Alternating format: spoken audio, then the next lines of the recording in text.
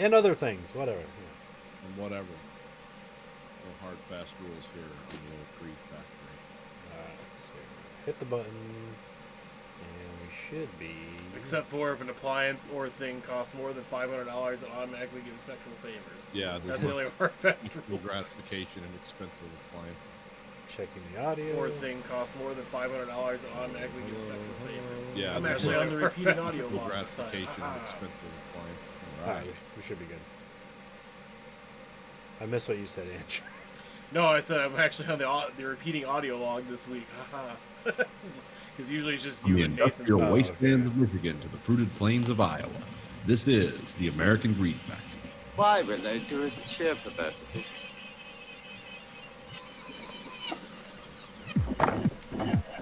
You are the dead. Remain exactly where you are. Make no move until you are ordered. We burn them to ashes and then burn the ashes. That's our official motto. Now we can see you. Clasp your hands behind your heads. Stand out in the middle of the... Stand back to back. Who can explain the fascination of fire? What draws us to it, whether we're young or old? Here comes a candle to light you to bed. Here comes a chopper to chop off your head. And welcome to the American Greed Factory podcast. This is Nathan. This is Conlon. Andrew, Tonight we have a riveting show for you. we're going to talk about nothing but quilts. Yeah, I like the 82 stitch pattern. How about you? I like the big giant yarn they have now, where you use your arms as knitting needles. Look like steel cable. And knit giant socks. And it also has a test pound strength of 1,500 pounds. Yes, for our reptilian overlords. I'm making a patch quilt of Nine Inch Nails covers. I'm making a patch quilt of ex-girlfriend's love notes that got rejected. No. I like these themes. Tears and semen. I'm making a quilt the size of a football field in the shape of a swastika to celebrate New America. But it's a swastika made of people having interracial photos together in French and interracial Yeah, behaviors yeah. and It's, friendships. it's like got all this message of humanism and unity, but superimposed over a swastika.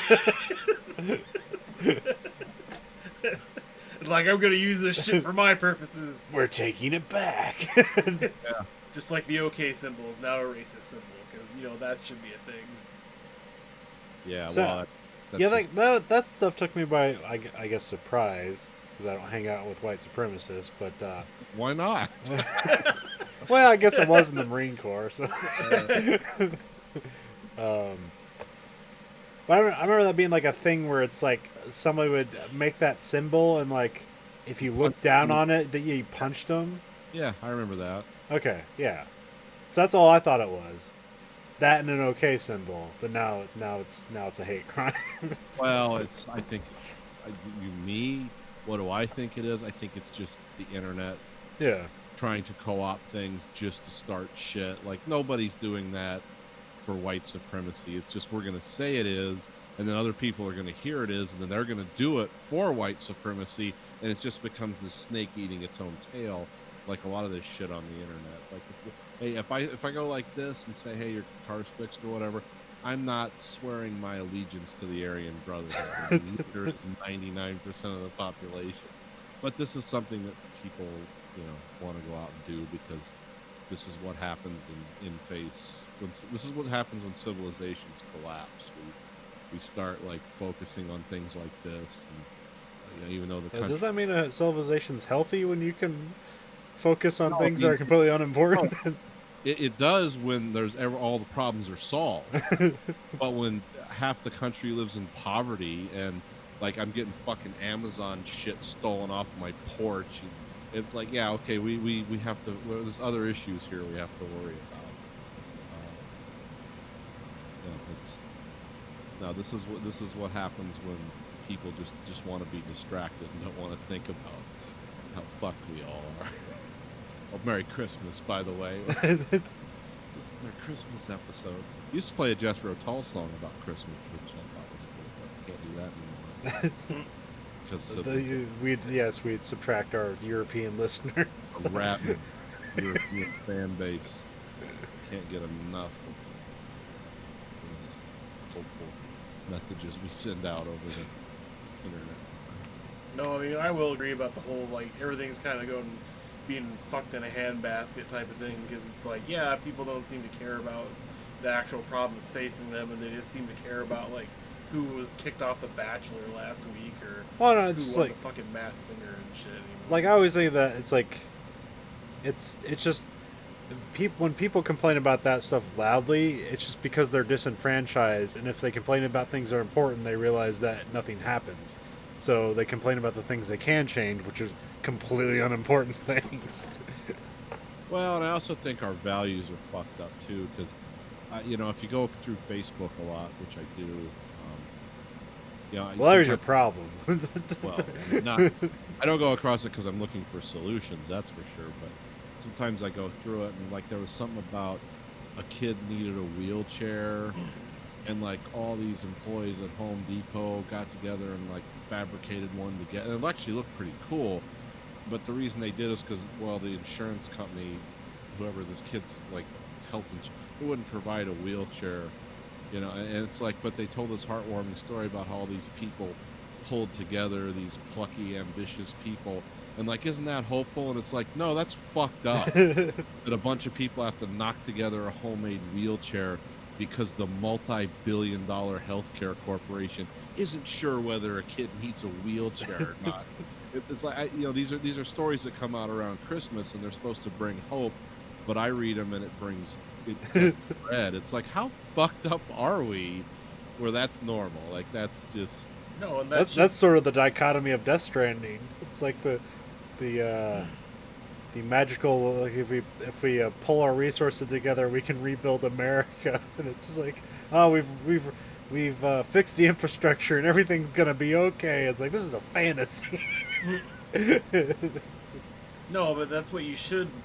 I can't remember what the terminology is for those puff pieces for local news or for any kind of news outlet.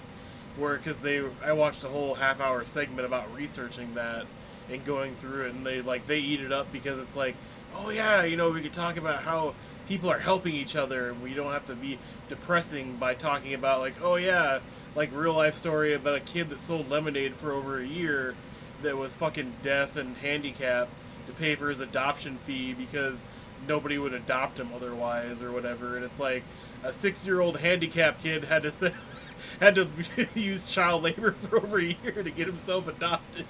Or like diabetics competing in a blood sport so they can get insulin, and like everyone just watching, and like that's where we're going. Like that's He's picking himself up by his bootstraps. Yeah. And you got fucking Pete Buttigieg's dumb goddamn ass saying it's like, people would like to keep their health plans they have now. Oh, they want to keep the health plans that will make them die from their diabetes because they can't afford insulin? I don't see how anybody would want to fucking keep that goddamn plan. But some health plans are good. Yeah, I was gonna say mine's pretty good, but I'm like in the 1%. And you know, and my union brothers at General Motors went on a 6-week strike, so we didn't lose it. So it's like, yeah, I'm okay with mine, but some of them are fucking just not even worth the paper they're printed on. Most people's health care in this country.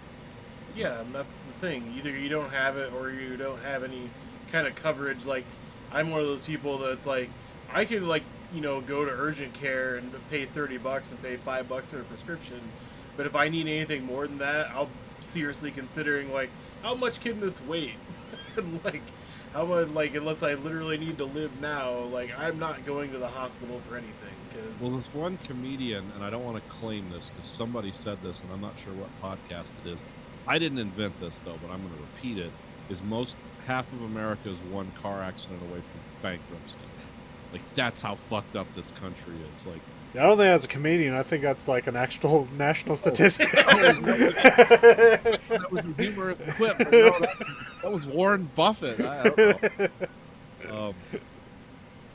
Yeah, that's terrifying. And it's like, yeah, it's okay. Yeah, because I don't have like a whole lot of health problems. I don't have any like medication I have to take constantly. I've been pretty lucky, and I get to have all this neat stuff. But if I was like anybody else in America, I'd be fucked, and I wouldn't have my neat stuff. Yeah. I've kind of been using the active neglect method, just riding on genetics, but fortunately, except for being chronically obese, I've never really had any problems. But I'm 45 now, and it's like, well, it's only a matter of time before something happens. But you know, so far so good. I mean, I'm good up to like $2.5 million, and then after that, it stops. That's for single incidents. Oh, that's good. Man. Is that per year? Yeah. Okay, just stretch it out over a year. Well, no, that's per thing. Like if I got in Oh. one car wreck, and they were like, "We have to remake him into a cyborg," my insurance would not cover that. Well, it covered up to $2.5 million. That doesn't get you very. That's not very much cyborg. The $2.5 million man. But if I got my arm cut off in one incident and then my eye poked out in a separate one, that's not cumulative. Those are separate. So whatever the resolution is up to that spin point. So.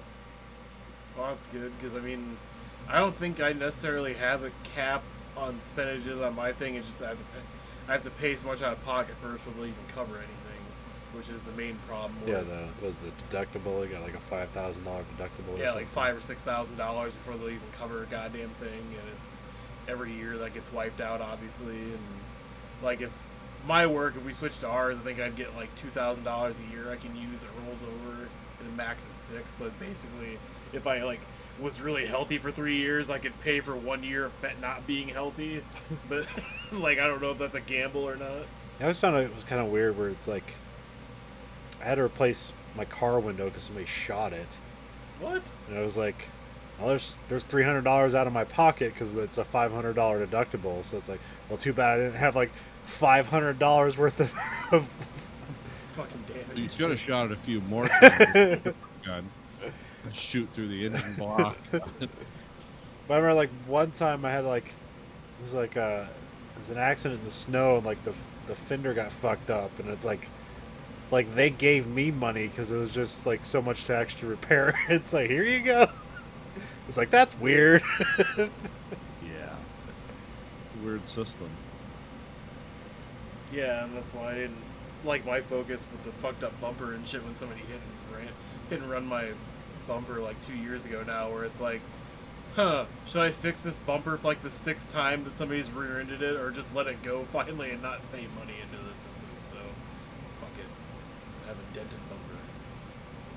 Yeah, that's. Well, my son totaled his car, so he had an accident. He's okay, and everyone else was too. Got him a new one, and new to him. He's still driving a Fusion. That's a 2013 instead of a 2010. It's got that cool like Austin Martin body style to it. Yep, it's just like mine, only 2013, and it's not all-wheel drive and fast or anything. Same What? exact engine. Vaguely reminds me that fun season's over with. Oh, Is it? Yeah. It was it's weird to look at the season because it was essentially a blowaway win for Mercedes, Yeah. but it still managed to be interesting nonetheless. Right. You know, the Max Verstappen getting some wins there for Red Bull in their Honda engine. That's the first time they had that engine, so that was pretty good. Who is it? Shit. No, not Sergio Perez. Who's the other Spanish guy? Well, Sergio Perez is Mexican. Who's the actual Spanish guy? Fuck. Oh, Sergio Perez. I found out his like, they call him Checo. Okay. And I was like, why do you call him Checo? And I was like, did he get like a checkered flag one time and that's like his nickname is Checo? It's like, no, apparently like in Spanish, like a short name for Sergio is Checo. Huh. Which I don't know if it's how they say it or if it's like one of those like Richard and Dick things. Yeah. I don't really see a pronunciation from Sergio to Checo because, like, the in Spanish, like Jaco or whatever. Like it doesn't sound like Sergio very much. No. I don't fucking know. That's a weird. Huh. It was one of the guys from McLaren. Fuck, I can't remember his name. It's Lando Norris. He's the other guy, and then fuck. I'll I'm sure just look it up. Google can help you with this. Yeah, I'm just saying. Well, it's like, I don't know. One of the coolest things about F1 is that their names are so fucking. They have the coolest names in the world, and they're so fucking weird. Like, there's a guy named Max Verstappen. That sounds like a made up like. Maybe they do have stage names.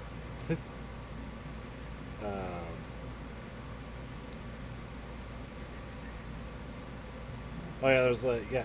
Well, it was interesting. So there was a guy named Charles Leclerc, and he's from what do you call it? Monaco. Yeah. So it's like part of France, and so when he is doing English interviews, he says his name is Charles Leclerc for the English people, but like when he's speaking French, he says Leclerc. Oh, okay. Huh. But like Leclerc's just, I don't know, Leclerc just kind of sounds stupid. It sounds like, oh, I'm the clerk, like I'm the Brian O'Halloran. Like no, it's Leclerc sounds cool. It's kind of like how I learned today that it's not Guy Fieri, it's Guy Fieri. Or it's like, what is it? Technically, it's Brett Favre, but everyone says Favre. That's like the biggest fuck up in the world. Is it really Brett Favre? Yes. Been mispronouncing it? Okay, I thought that was like a fucking joke. That's why. No, isn't it? It's Favre. That's how you spell Brett Favre. Huh. And he himself says Brett Favre, but it's Favre or Huh. whatever. I can see why. he So did that. put that down to John Madden just being a spaz. Yeah, Calling yeah. him Brett Favre and people like going with it. Carlos Sainz, that's the right. So Oh, he ended up finishing like 6th in the championship, which was really good. Although he was like 100 points behind like one of the Ferrari. Oh, he's 5th. He finished 5th, and so that's a good thing because it's like somebody in the top 6 that isn't a Red Bull, a Ferrari, or a Mercedes. There's going to be like way more races next year, so that'll be interesting. There's going to be F1's getting really young. They just like there's been a bunch of veteran drivers did not get picked up for the next season, and they're like hiring a couple 18-year-olds to come in and race. Yeah.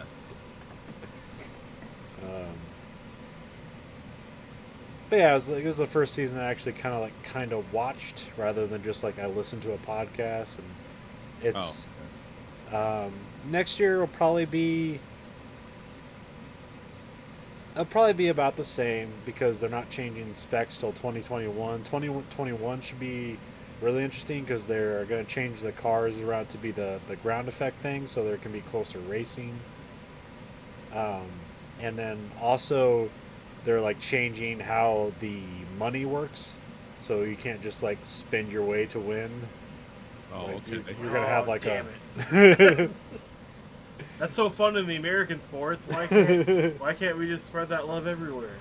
It depends on the sport. Like the Yankees, they can spend their way to win, but they just like pay a bunch of money. Like they pay a bunch of like fees or whatever, and that presumably would go to other teams. Yeah, if you go past the luxury dividend, it's supposed to be divided up equally between teams that don't pass it. But most teams try to avoid that anymore because Yeah. I think the Red Sox is the last team that paid it too, between that and the Yankees. And then like I think it's similar in the NBA, and then I believe the NFL it's just pretty strict. Here's your budget. But even then, I mean, there's Well, it's all magic stuff. It's like, oh, you paid this guy $200 million, but it's like over a 15-year contract, so then like the money works in your favor or whatever. It's Yeah. weird. it's always Or 1 year you pay him $10 million, and then like another player on the team's getting $20 million that year, and it flops around or some shit like that. yeah, because baseball, like my team, the Reds, just signed 2 different guys this week, and they're both on escalating contracts. So the first year is always the cheapest year, and then they weight all the money to the back end, where it's like well, do you want to pay the 40-year-old veteran that probably has a blown out knee $15 million when he's 40, or $15 million when he's 35 and still in shape? Like, I'd rather pay him while he's still in shape and making the money out of it. Not because then you get the backloaded ones where it's like, why does nobody want this 42-year-old guy with bum knees that makes $20 million a year? Like, how come nobody will take his contract? It's like, So- I know why. So do you pay attention to baseball, or do you just pay attention to your team? I pay attention somewhat to baseball, yeah. Because like I don't. The only time I pay attention to it is like when the playoffs happen, and even then I barely. So I like, how is baseball right now? Well, with the free agent spending just as bad as it's ever been. It wasn't as bad this winter meetings as it could have been. But most of the top players. Is there came any off the interesting board. Moneyball teams out there? Just Yankees like usual. Well, I mean, like the guys like you know, like the, you know, all the small end teams. Are Yeah, trying to we're make like- it on the budget. you know, like we value people like. I remember in that book, like one of the most valuable stats it has is like the players who don't swing at the first pitch, because like they built a team that's like, oh, these guys will get walks. Yeah. It was a team built around walks and pitching. I mean, there's still a lot of small market teams. Pittsburgh always is more. This year they're kind of shit, but they're always in the hunt for the Central a little bit. I think injuries more plagued them this year than anything else, but they're the smallest budget team in the NL Central, and they always put up a fight. Yeah. Well, don't they have like the best farm league in the league, or farm team in the league? I think so. Like, because usually they're really good at building players, but then they just sell them off to Yeah, other well, teams. because they can't afford them after their first. Because they only get like 2 years of major league control, and after that they're like, well, it was good knowing you and good developing you, but we can't afford you anymore. So here you go to the Yankees or go to somebody else. Because that's exactly what happened with McCutcheon. Like, he's not like a great player, but he's way better than the stuff they have there. And then that's what happened with like Barry Bonds. Wasn't he like a Oh yeah, pirate for a he couple was years? Pirates and fucking Then went to- Giants. Yeah, and I mean the Twins, they had a really good year this year, and they're all in-house development and small market team. And I mean they're not a small market as some other teams, but they don't have the budget that the Yankees, the Angels, or the Red Sox or Giants do. But they competed really well, and they won their division, and I think they won a playoff series too, I believe. But they did really well, and they're looking to contend next year. They've already made some signings to make that happen. Who won was it the Nationals? Yeah, it's the Nationals. Okay. I'm really fucking surprised they won because I thought they were gonna fall on their fucking face, Yeah. and then they actually came back and won. So, I They mean, didn't go 7 games. Yeah, Okay. and especially after came out the Astros were stealing signs very aggressively, and I'm wondering how that's gonna go, because it's not like they're the only team doing it, but they are the most high-profile case.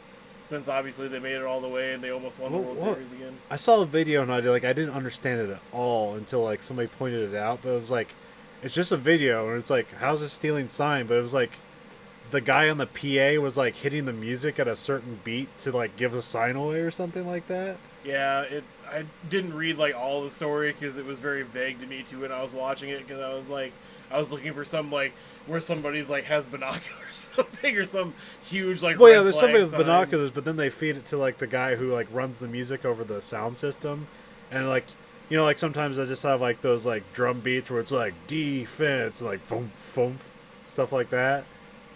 They were doing that to give away. It was you just you see the catcher give a sign, and then all of a sudden you hear this thump, thump, thump, and it's oh, we know it's a curveball or whatever the sign is for a Oh, okay. curveball or some shit. Oh, I didn't know it ran that deep. Well, like I said, they're not the only team that did that. They might have that unique approach to it, but I mean, but back to the money side, Miami Marlins are always one of the smallest markets, and all they do is just send off prospects for money. Yeah. I think their main profitable arm of the corporation is just, hey, we developed this player, and now we're going to sell him to you for money. Because I think Giancarlo Stanton was basically the last big free agent that went last year. And then Is there any new teams, or was the Nationals the last new team? the last new team, yeah, it was probably the Nationals. Okay, I just wanted to. Is that and the Rays? Oh, And like, then- oh wait, okay, never mind. I was confusing it with the Supersonics for a minute there. It's the Oh, okay. Supersonics aren't a team. I was are the Mariners still a team? Yeah, they're still a team. Right?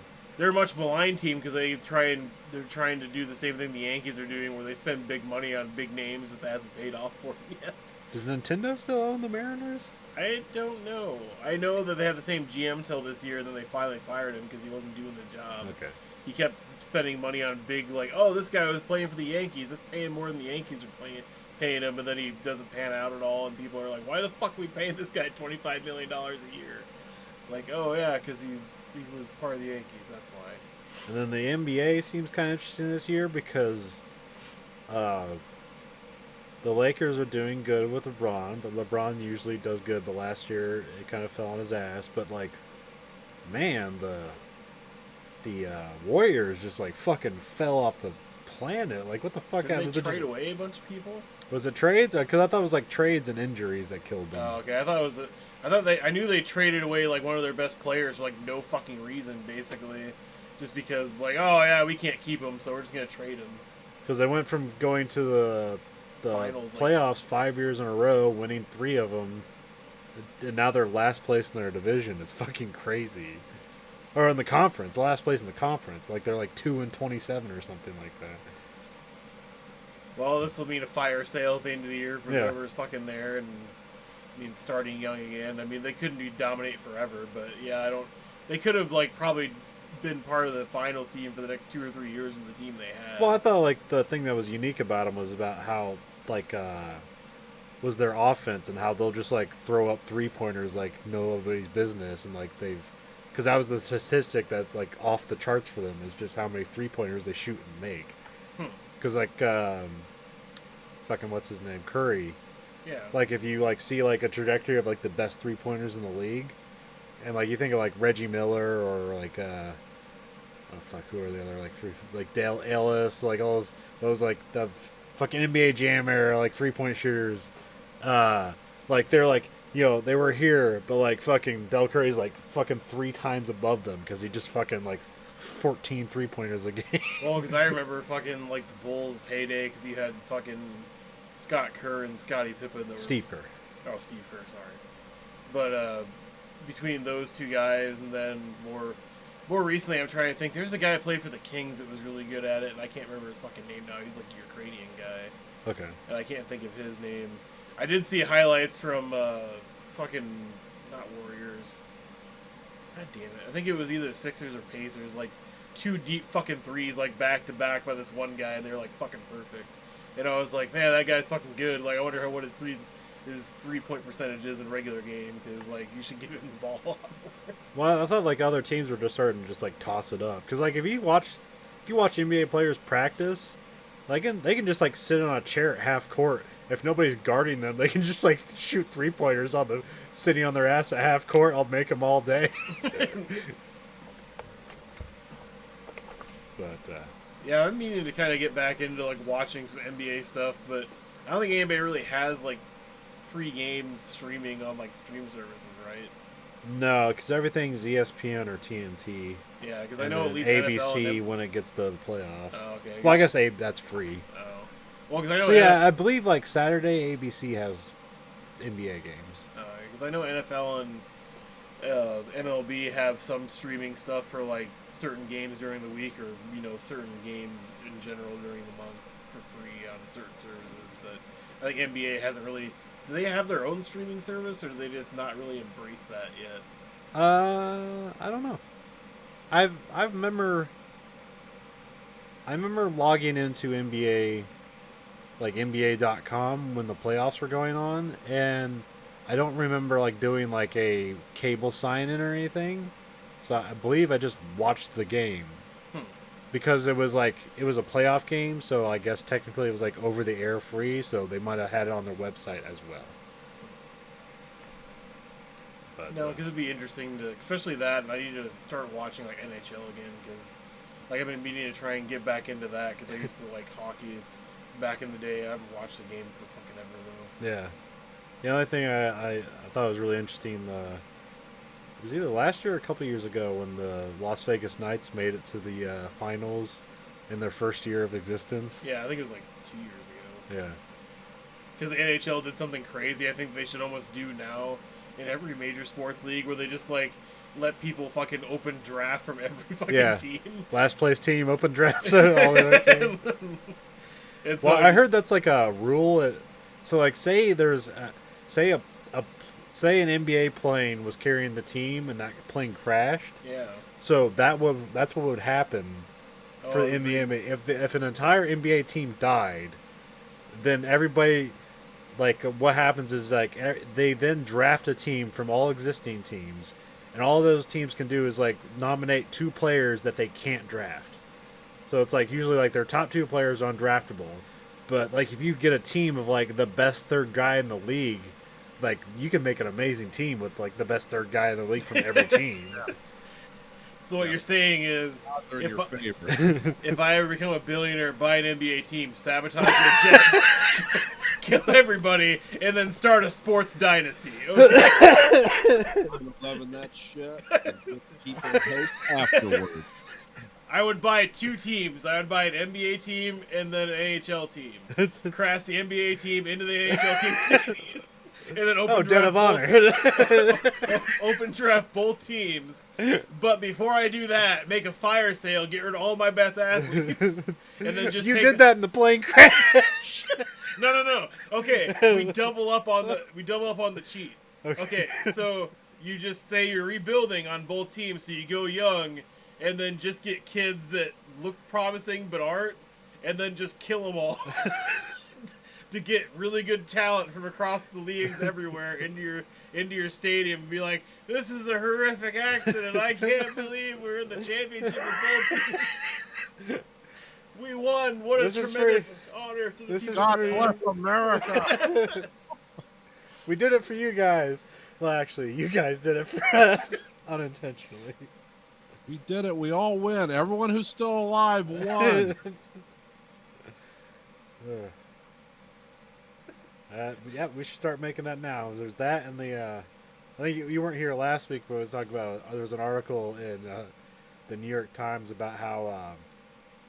So you have a donor, and then you have the donee, or what would you call the donee? The recipient. The recipient. So, the recipient got a bone marrow transplant from the donor. Mm-hmm. So now the recipient, their blood and semen. Are the donors. Yeah. DNA. And I was like, all right, let's write that thriller right now. Let's get it out of the way. I learned something today watching Paul Rudd's Hot One interview where he was talking about the original script for Anchorman and how he wishes that was the movie they made because it's so much. It's not that Anchorman itself isn't good, but like he really wants to see this movie get made. Yeah. It's just a bunch of news people to like a news junket, smoke so many cigars and cigarettes it brings the plane down, and the plane's also carrying ninja weapons and throwing stars, and they land on a island full of intelligent chimpanzees and monkeys. And it's just the chimpanzees and monkeys with ninja weapons trying to kill the Anchorman one at a time, and it's like a thriller, horror, comedy type of thing. And he was like, that was the original script for Anchorman, but that did not get made. He was like, the movie studio said it was too impossible to make. And it was like, damn, it's not too impossible. We could do that. Let's fucking do that. That's probably what those like fight scenes became in those Oh, movies, where like yeah, people are like losing arms as the local news teams fight to the death against each other. So yeah, that was pretty interesting. And also like learning Nick Offerman really wanted to be Gimli, or not Gimli, Samwise Gamgee in Lord of the Rings. Like he wrote Peter Jackson so many letters, and he was like, he never fucking answered me once. He's like, but he had me come in for Gimli, and spoilers, I'm not gonna say who got that role. It was like, yeah. But and also learning like Paul Rudd was talking about this Jackie Chan film he was in when he was fucking young, because like, okay, it's an all Cantonese cast and me, the one white guy, bleach blonde with like fucking long curly hair, and I'm the FBI director or whatever. And, like, this is just a bunch of like genetically altered super cops and robots fighting each other. And he was like, you knew it was gonna be an awesome movie. He's like, but then like I watched the trailer for it today because I was like, I'm just interested to see what this looks like. And the trailer was just like glamour shots of the cast like doing action poses, and I'm like, it's like 1995 or 1996 movies. Like, is this what trailers were in 1996? It's just a bunch of people going like that, like to the fucking camera all the time. Was there a narrator that explained the entire plot? No, there was no narrator. Oh, It was okay. just cool music to cool shots of people. Yeah, that was the late '90s. Very kind of got that way. Like, if you look at like a Matrix trailer, like a lot of trailers were like that, where it's just like a music video with scenes from the movie intercut in. Because then I watched like the final battle clip, and obviously everything's poorly edited and dubbed because it just cuts to weird sequences. But it's like just 3 genetically altered super cops trying to bring down basically a RoboCop, rip off.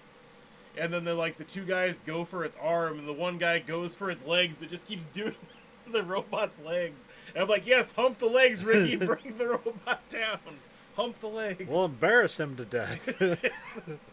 But then later, like, the robot tries to stomp his crotch, and like, he wants you to hump his leg again. Like, this is what we're doing. Like, anyway. Yeah, I was looking up stuff for the movie we watched this week, and I saw that like Martin Scorsese directed a film I never knew he did called The Addition, where it's like Robert De Niro and Leonardo DiCaprio are like trying to fight to win a role for a Martin Scorsese movie, and like that's the movie. What? And apparently it's terrible, and I never heard of it before. I would have to say Martin Scorsese. I did not see the Missionaries movie to Japan, which I've heard is actually kind of cool. Which I've heard is good, and I mean to watch it. I just keep forgetting about it. But every other movie I've watched of his recently is just fucking horrible. What about The Departed? It's okay. That's probably the last okay one. Otherwise, there's Hugo, which is a complete pile of shit. And then watch that one. It's a kids movie, but it's still a complete okay, pile of all shit. right. There's no redeeming factor in that movie, even for a kids movie. It's too boring for kids, and it's too stupid. It's like and the shitty for 1-2 adults. punch of like shitty children's movies from like Scorsese and Spielberg. Like, let's make BFG and Hugo.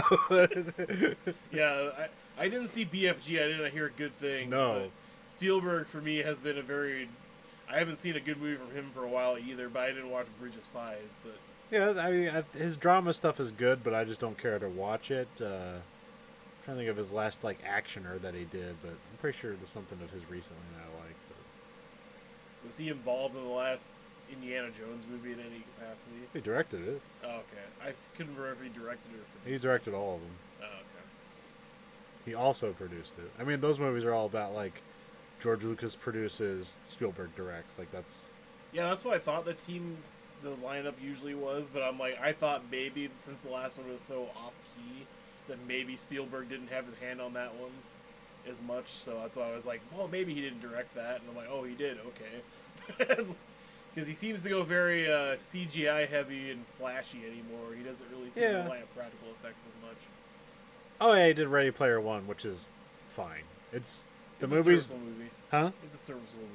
Yeah, I mean, for as insufferable as that book is, they made a decent movie out of it. I'm glad somebody else finds that book really horrible, really, Oh, man. really hard to go through because I could not get through that book very easily. There's things I like about that book, but it's just so insufferable. It's like, hey, remember the '80s? Like for the 400th time.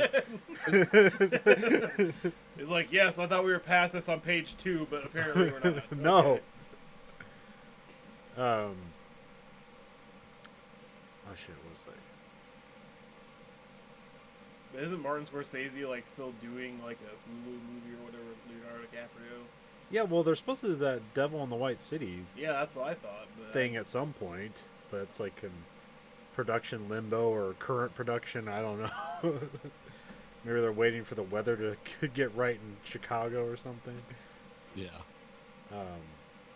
Oh no, I've been obsessing over the Wonder Woman trailer recently. The new Wonder Woman yeah, trailer. because I actually like the music to that because they actually did a pretty good cut of that song. Yeah, it's the only two things I have liked on my YouTube profile is a weird.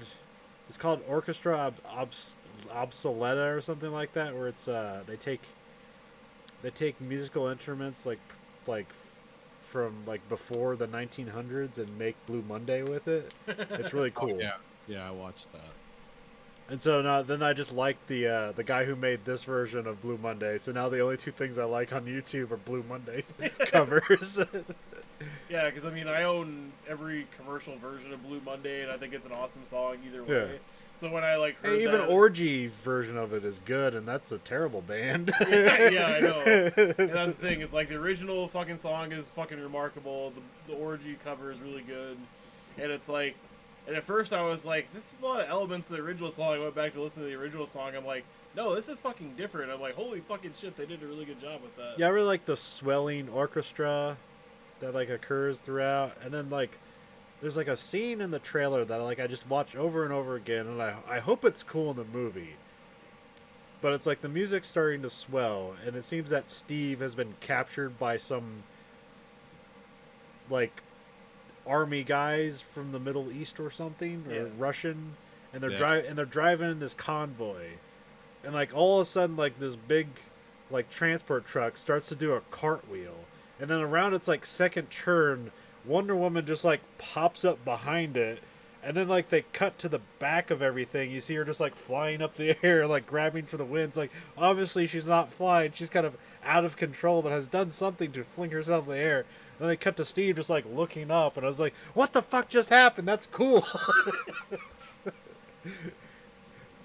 Well, because between that trailer and then, fuck, what was the The other? Ghostbuster trailer. That was horrible. Yeah, That looks like shit. I think it's an interesting new direction. I would say it's a better direction than the last movie by far, but it's still not the right direction. What do you think is the right direction? Is like literally not having any, either totally ditching the connection to the original films, because it just seems to be playing on heavy nostalgia again between like, oh look, it's the Ecto-1, and oh look, it's, you know, I'm assuming Slimer's probably a cameo in it. Yeah, I mean, as you saw him well. in the trailer. So. And it's like, obviously, you know, God damn it. Egon can't be in the movie because he's dead, Yeah. and Bill Murray's not going to be in it because... Although I like the Red Letter Media guys are speculating that they'll bring his ghost back. And that'd be a terrible decision. No, it would be. Well, I think this is kind of a love letter to Harold Ramis. Because isn't Ivan Reitman's son doing this? Yeah. Yeah. And it revolves around... Because Egon was their uncle who left them the house, right? Yes. So, yeah, I think this will have something to do with him. And now, Bill Murray and Dan Aykroyd aren't... Bill Murray's not going to have anything to do with this? Well, I mean, his voice is in the trailer, but... Yeah, because I heard, like, at the last minute, he was like, yeah, okay. So, I I don't mean, know. they'll probably make cameos. I mean, they couldn't get the whole cast of Stranger Things. So, No, they and that's my... got the one guy. That's my problem with this trailer. It's just like they couldn't learn their lesson that, hey, maybe just have... Don't be all women that just do stupid fucking slapstick comedy and bash on men the whole time, because that was a good solid choice for that movie. And then don't just do all fucking children with an 80s nostalgia trip heavy through the movie, because that's not the lesson either. The lesson is you can have Well, I a don't... good solid Ghostbusters movie that has good humor in it, that actually takes itself seriously and is a good movie with a good special effects budget with a rounded out cast. It doesn't have to be all adult males that are What? white or whatever. It can be a mix of all Well, the things. the positive I see is that the change of location, I think, is new and interesting. Yeah. It seems to be like a smaller movie. We're not just throwing $300 million at a Ghostbusters action movie. The nostalgia's there. But it's like, here's all the old stuff you like. And then like it sort of makes sense to me like that this is essentially a children's franchise that's never really been a children's franchise in the movies, only in the cartoon series. Yeah. And so like just have kids do it. At least for now. I mean, at least in the trailer you have the kids doing Ghostbuster stuff, which doesn't make sense. It's like, well, this seems wildly irresponsible, but it's a kids movie and that's what you want. Is like giving, kids thermonuclear weapons to be wildly irresponsible with. But then you have Paul Rudd in there, and we don't exactly know how he's gonna fit into everything. Yeah. No, and I think Paul Rudd's their smart casting choice, because it's like, what's the great American actor that people come to the movie theater for? Oh yeah, Paul Rudd.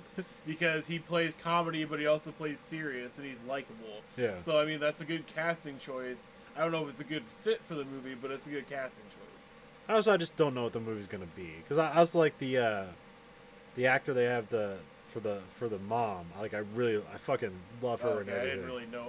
I can't really remember who played the Did mom you ever see now. The Leftovers? No. Oh, okay. She's fucking great in that. The first time you see her, well, maybe it's second. First time you see her in The Leftovers, you know what The Leftovers is? Yeah, I know what it is. I just Okay. haven't seen it. So the first time you see her, I believe her character is Nora Durst. She hires a hooker to come over. She puts a bulletproof vest on. She hires the hooker to shoot her in the chest just so she can feel alive while she's cranking Metallica. Well, she's playing Slayer, Angel of Death. Oh, okay. Hooker shoots her. She passes out. Hooker thinks she just killed her. Runs out screaming. Oh shit, is she dead? Hilarious and great. And a character is like, oh, this is sad all at once. It's great. Yeah, there's some that show did some things. There was a really good moment for Doom Patrol before I came over here, where it was just fucking the main cast for that, like the ensemble cast and shit, like Ben Fraser's character, where he's fucking just basically a robot with a brain encased inside of it, and that's his fucking character. And wasn't he a NASCAR driver? Yeah, he was a NASCAR driver. Okay. And then, so, like, all of a sudden, at the end of the episode, like, he, like, collapses and starts going crazy and shit and try to kill everybody in the house. But then, like, a rat pops out of his fucking armor and goes, fuck you, or whatever, and, like, runs off. And then it cuts back to, like, the first episode, and then it's, like, the montage of them all getting in the bus to, like, go to town. And then, like, a mom rat's, like, telling her little kid, like, okay, let's cross the road now. And the mom jumps out and gets flattened. And then it's, like, the main villain guy, played by Alan Tudyk or whatever, is, like, narrating or whatever. It is, like, he's like, you want revenge, don't you? And he's like, what? Who is this? Who's talking? The narrator. What's a narrator? And then it was like, no, you want revenge. You want this icy steel blade to be forged. And then he was like, I'm a woodland creature. I don't know anything about what you're talking about. And he was like, oh, your icy heart. Like, it was like, is this all voiceover, or are they no, like this moving? is all him talking. Are and then like just the lips subti- on the rat? No, moving? just subtitles like beep, beep, and then the Oh, rat okay. just like doing that. It was just like, and then then it goes. So like, is there like a possibility that this isn't happening at all? It's just all in the fiction of the narrator's head or something? no, this is all actually happening during the fucking show. Yeah. Because this is why I love this fucking show. Because not only is it like third wall breaking, because like first, second episode, Alan Tudyk's character is actually narrating and in the episodes, and then like 3 episodes he's not in, and then when he comes back, he's like, I haven't been on this fucking show for the last 3 episodes or whatever. So I'd figure I'd get my time in now, and then like everybody doesn't even bat an eye when he says that, and so it cuts to 6 episodes later, which is the 8th episode. And then it's the rat's like, die, bringer of death, and like climbs into him or whatever. So it's like this rat grew up more and like decided to take revenge on somebody and try and kill him. And it's just because they've also had multiple times where like a cockroach is like dancing and like singing during the apocalypse. It's like, yes, die, humans, die, and it's just like all this other fucking shit, and it's just fucking hilarious at the same time. Now I have to get that DC streaming service just to watch it and immediately cancel it. Well, you can borrow my fucking DVD box set. Of we know the problems we have when you let me borrow a DVD. Well, because I literally almost bought you because Twin Peaks like came out everything from the movies to the TV shows on a disc collection, and I was like, I think Colin would enjoy this, but I'm like, I would enjoy it, but I wouldn't use it, so don't buy it for me. yeah, I know. Well, it was like $80, and I'm like, I don't know if you'll actually use it or not, so I didn't buy it. Although there is a cool box set where you can like make little dioramas of different characters. Yeah, the new Game of Thrones one did that too, where it's like a cool fucking like shadow play kind of like diorama thing with their seasons. And it's like, well, too bad I already own all of these. I don't want to spend $180 on fucking cool diorama. So Nathan, should we talk about Expanse Season 4 before we forget everything about it? Yeah, let's do that because we watched it. And Well, Andrew hasn't, because Andrew... my wife actually started watching Expanse again last night. Oh, She's okay. like, this show's really good. I'm like, yeah, it is, isn't it? Have you started reading Cibola Burn yet? No, because, Okay. yeah, I have it on my desk at work and I keep forgetting to start it. So I was actually going to start it during winter break. We can be vaguely spoiler-free if you want. Oh, okay. can try. So it's not the second time in the podcast where I have to go, no. Because mostly what I'm going to talk about is like, it's I think they did a good job of rehabilitating the probably the weakest novel of the bunch, Yeah. and they also did a really good job of rehabilitating the worst story they ever written, which is Gods of Risks. They Yeah. made that way more interesting because they realized. Well, I'm not sure if they realized, but like what makes Gods of Risk stupid is that it follows a really smart, shitty teenager for the whole thing, making Yeah. drugs and that's supposed to be like the backdrop to like how Mars is falling apart because there's now like all these systems out there they can go to. It's like, well, fuck Mars. So here they do it a different way. They do it with Bobby in a much more interesting way. Yeah, So she becomes part of the underworld. Oh. in the most like, and she's completely resistant to it. Yeah. She like basically tries to like throw her life away on like to justice. It's like, I did something wrong, I should be punished for it. And they're like, no. and then that fucks with her because she's all about like duty and justice and all this stuff. And then she realizes like it doesn't matter. And then it's like that's a really interesting way to go with that. No, it actually mirrors real life a lot too. It's like, I did something wrong, punish me. And it's like, no, you have to like almost fuck up on camera and then admit to it. The only thing I found kind of poor was that the completely new thing was everything with Avasarala, and that didn't really hit that well for me because it just seemed like her whole story arc is about being embarrassed about being a politician and making the wrong decisions and losing an election. Well, yeah, they're kind of setting her up for season 5. Yeah. Kind of giving her a story, a compelling story. So yeah, I could see why they did that. I mean, I think like the stuff with her and her husband was pretty interesting. Although it's like I was caught off guard because it's like that's a completely different actor than her husband in the first season. Yeah. Yeah, they had to do some moving around. Yeah. But yeah, they switch things around where they have like the mother who's like the med tech. She's more of the lead of the that group of belters that On Ilias, yeah. yeah, because like, man, in the novel, like the husband, like he's the dumbest piece of shit. Yeah. I mean, he's like well-meaning, but he's like literally like an idiot, but like he's good at welding, so people like give him power for some reason. Yeah. It's like weird. He didn't seem to have a good yeah. And then they changed around the whole like is Edmund Israel? Yeah. They kind of re-altered like how that goes down. That was more interesting. Yeah, they cut the they cut Havelock? yeah, they cut Havelock completely out of it. Yeah. Because he actually was a bigger character in the first season TV show than he was in the book, and then in this they completely cut him out. But I think they just did that for like, we got to move this along, Yeah. because they're throwing a lot of shit at you in this. And they did a lot of good like Lee, and then they did stuff with Marco stuff. Yeah. To kind of better lead into the next season. I think they did good stuff with that, and stuff leading into even further seasons. Because I didn't realize that Elvia Okoye was in Cibola Burn until I watched this. So I was like, I completely forgot about her character being in there. Yeah, because she was a major character in Tiamat's Wrath, and it's like, yep, this is where she came from. And that all makes sense. And then the Ashford character, he kind of wrapped up his stand-in role, because he was a very minor character in the books, Yeah. and in this he was he was Drummer's right hand man. And I'm actually surprised they kept that actor around as long as they did. But because he's a pretty famous actor. Yeah. But he was, I guess the reason he was so heavily included was because the guy who played was because of Chernobyl.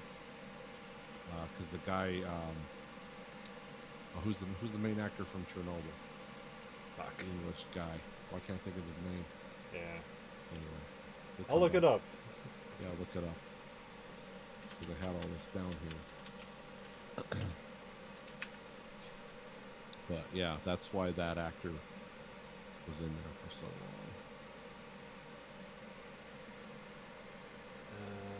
No, no. And computer has locked up on my. Can you guys still hear me? Yeah, we can hear you. Okay. What's going on? Wikipedia sites. Yeah, I went to Wikipedia and it gave me a list of actors and like, no, I'm pretty sure it's not them. Yeah. Yeah, I was surprised he didn't go to IMDb. Jared Harris. Is that his name? Oh, I thought it was something different. No, I thought his name was something more along the line of Benedict Cumberbatch or some shit. No, Jared Harris plays. He's Anderson Dawes, Okay. a real psycho belter underworld kind of. Yeah, but he wasn't really. He was the guy who was supposed to be doing a lot of that, but he wasn't available for the Chernobyl and some other things. So yeah, that was. It was pretty good. I mean, it was the first PlanetSide one they did, and they set it. Because we know everything that's going to happen, it's like, yeah, they're setting this up pretty good. Yeah. And of course, they had that guy who plays, the guy who plays Amos Burton. Like they always find weird ways to make him a compelling part of the story. Because he's just kind of for me in the books, he's just kind of a weirdo. I like him, but it's like, well, this guy's just a psychopath that's playing for the good guys. Yeah. And that's exactly what he is in the TV show, but that actor really does a good job of just this kind of flat delivery of completely nutbag. Like, does this mean we're done fucking? No, not necessarily. Oh, good, because I like that, but he's just like, I'm going to kill you, you know that, right? Like, you just know this is going to happen. But that guy, whoever that actor is, does a good job of just portraying that. Like, not everyone could do that the way he does. Although The way he looks. there's something that had me weird while watching the season. So I was thinking her name is Dominic Tipper. She plays Oh, Naomi? Naomi. And there's that part where she's like talking to the med tech lady. Uh-huh. And then she's like really laying on the belter like accent. Yeah. And then I couldn't unhear it. I'm like, did she completely change her accent for this season? Because I thought it was something that's like when she's like around like her people, like maybe she slips more into the accent. But then it just like crept in everything. I was always just like, she sounds kind of British, and that's just like her thing. And then she's just happens to be a belter, and it's not really like adhering to like kind of except for like the words. But this time she was like torturing it somehow, or maybe I was just hearing it wrong. But I found it was somewhat distracting, and I couldn't unhear it after a while. I don't know with her. I mean, she's more known as she's a dancer. That's like that's originally her thing. Because they had to find these, kind of emaciated looking people to play dancers, and she does a very good job. Well, I thought she's been fine for the first 3 seasons. Yeah. And then it seemed like this season, like the way that the actress drummer, like the way she plays her belter accent, I felt like she was like trying to do that rather than her original thing. Yeah, it could be. But I don't know. It was just something that I don't see. One thing I wonder, like with these shows, I don't know if are they filming the seasons concurrently, or are they like? Because I know the next season's going to be very Naomi Belter heavy if it's like a book. So is she doing that simultaneously and kind of before she left those people and went out on her own? Is she doing that at the same time? I don't know. That could be an explanation, but I'm not sure. Yeah, I believe they're already in production for season 5, so that's good. Yeah, so I don't know if that's why she was doing that, or they're just like, hey, you're a belter, not some British chick. Well, because the only thing I know about season 4 so far is that it was insanely popular, and it's already better ratings than it was the last season. Oh, okay, well, that's good. Sci-fi. Because it's still like sort of the poorest season, just because the subject material is... It's different. Yeah, but it's different.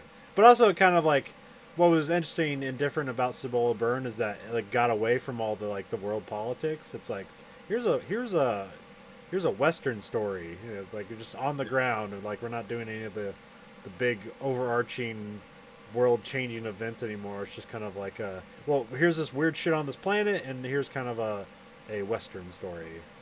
Yeah. But this went ahead and did the whole like here's what's going on with the world. Yeah, which made it more interesting. Yeah, they did the stuff on Mars was good. I didn't hate that. I'm glad they found some. because Bobby was just like a narrator character in this book. Yeah. Like he had an opening monologue and an ending monologue, and she wasn't in the book. and This is and also- in God's a Risk, she was just like there, like at the at the periphery because it was all about her nephew. yeah, So it's just like, oh, like Aunt Bobby's like lifting weights at home. She doesn't have a job. yeah, and I like how the corrupt cop in this was still like, I'm a good guy at the end of the day. He goes to his apartment and it's like, you have a family? It's like, yeah, I'm only doing this shit to secure my children a future. He like has everyone has all these people on Mars. They're like, even the bad people. It's like, I'm motivated ultimately by good. It's just more of a selfish good. Yeah, I like when she goes to her what do you call that? Like her boss, like the line the line boss or whatever. It's like, Oh, the salvage yard. yeah, and she's like, look, I made sure this door is open, and then like people went in and stole some technology. It's like, oh well. And then you think like it's like, oh, he's like thinking about, it's like, oh, you're too good of a worker. I'm not gonna. You think he's gonna say something like, well, don't do it again. He's like, can you do it again? You got me in. Yeah, that was pretty good. So yeah, this was a good one. I mean, it had the same production company, just doing Yeah, it for fun. Okay, so because it all looked very Yeah, because the whole time it's been the production company has put up the cost, and it was Yeah. just Sci-Fi just like gave them airtime. Yeah. And I believe like one of the ways because like this is a Netflix show. Well, it used to be a Netflix show overseas. I doubt it is anymore. But that's how they got money to produce the show in the first place. Because Sci-Fi Sci-Fi didn't give them any money to produce the show. I don't think. yeah. Other than like, whatever ad revenue, probably they got a percentage of it, but that was probably pretty slim. Right. They definitely, you could tell they were cussing more in this one. Oh yeah, more sex, more cussing. It's like we're definitely not, we don't have to be on prime time anymore. But they did cuss. They said fucking shit all the time, and like shit wasn't bleep, but fuck would be for broadcast. Yeah. But if you watched it like on sci-fi.com, like all the swearing was unbleeped, which was Oh, okay. kind of interesting, I guess. Yeah, I didn't. I just noticed that little change. And then Thomas Jane was in it for 3 episodes, kind of. Yeah. But he wasn't really in the book a lot. No. He was, but he wasn't. I was gonna say I didn't know if he'd actually be, since I know the third book I was surprised he was in it, but that was only because obviously he's not alive anymore and shit. And, a Kaporra Well, for I mean, him, he so- is, but in a horrible way. Like, it's actually the same guy. Well, one of the same guys, but yeah. Because I didn't know if he'd be in the series going forward, since it was. No, this was pretty much it for him. As far, I mean, he hasn't come back yet. He's always good, but this sort of the way they did this, it sort of closed the door. But you never know.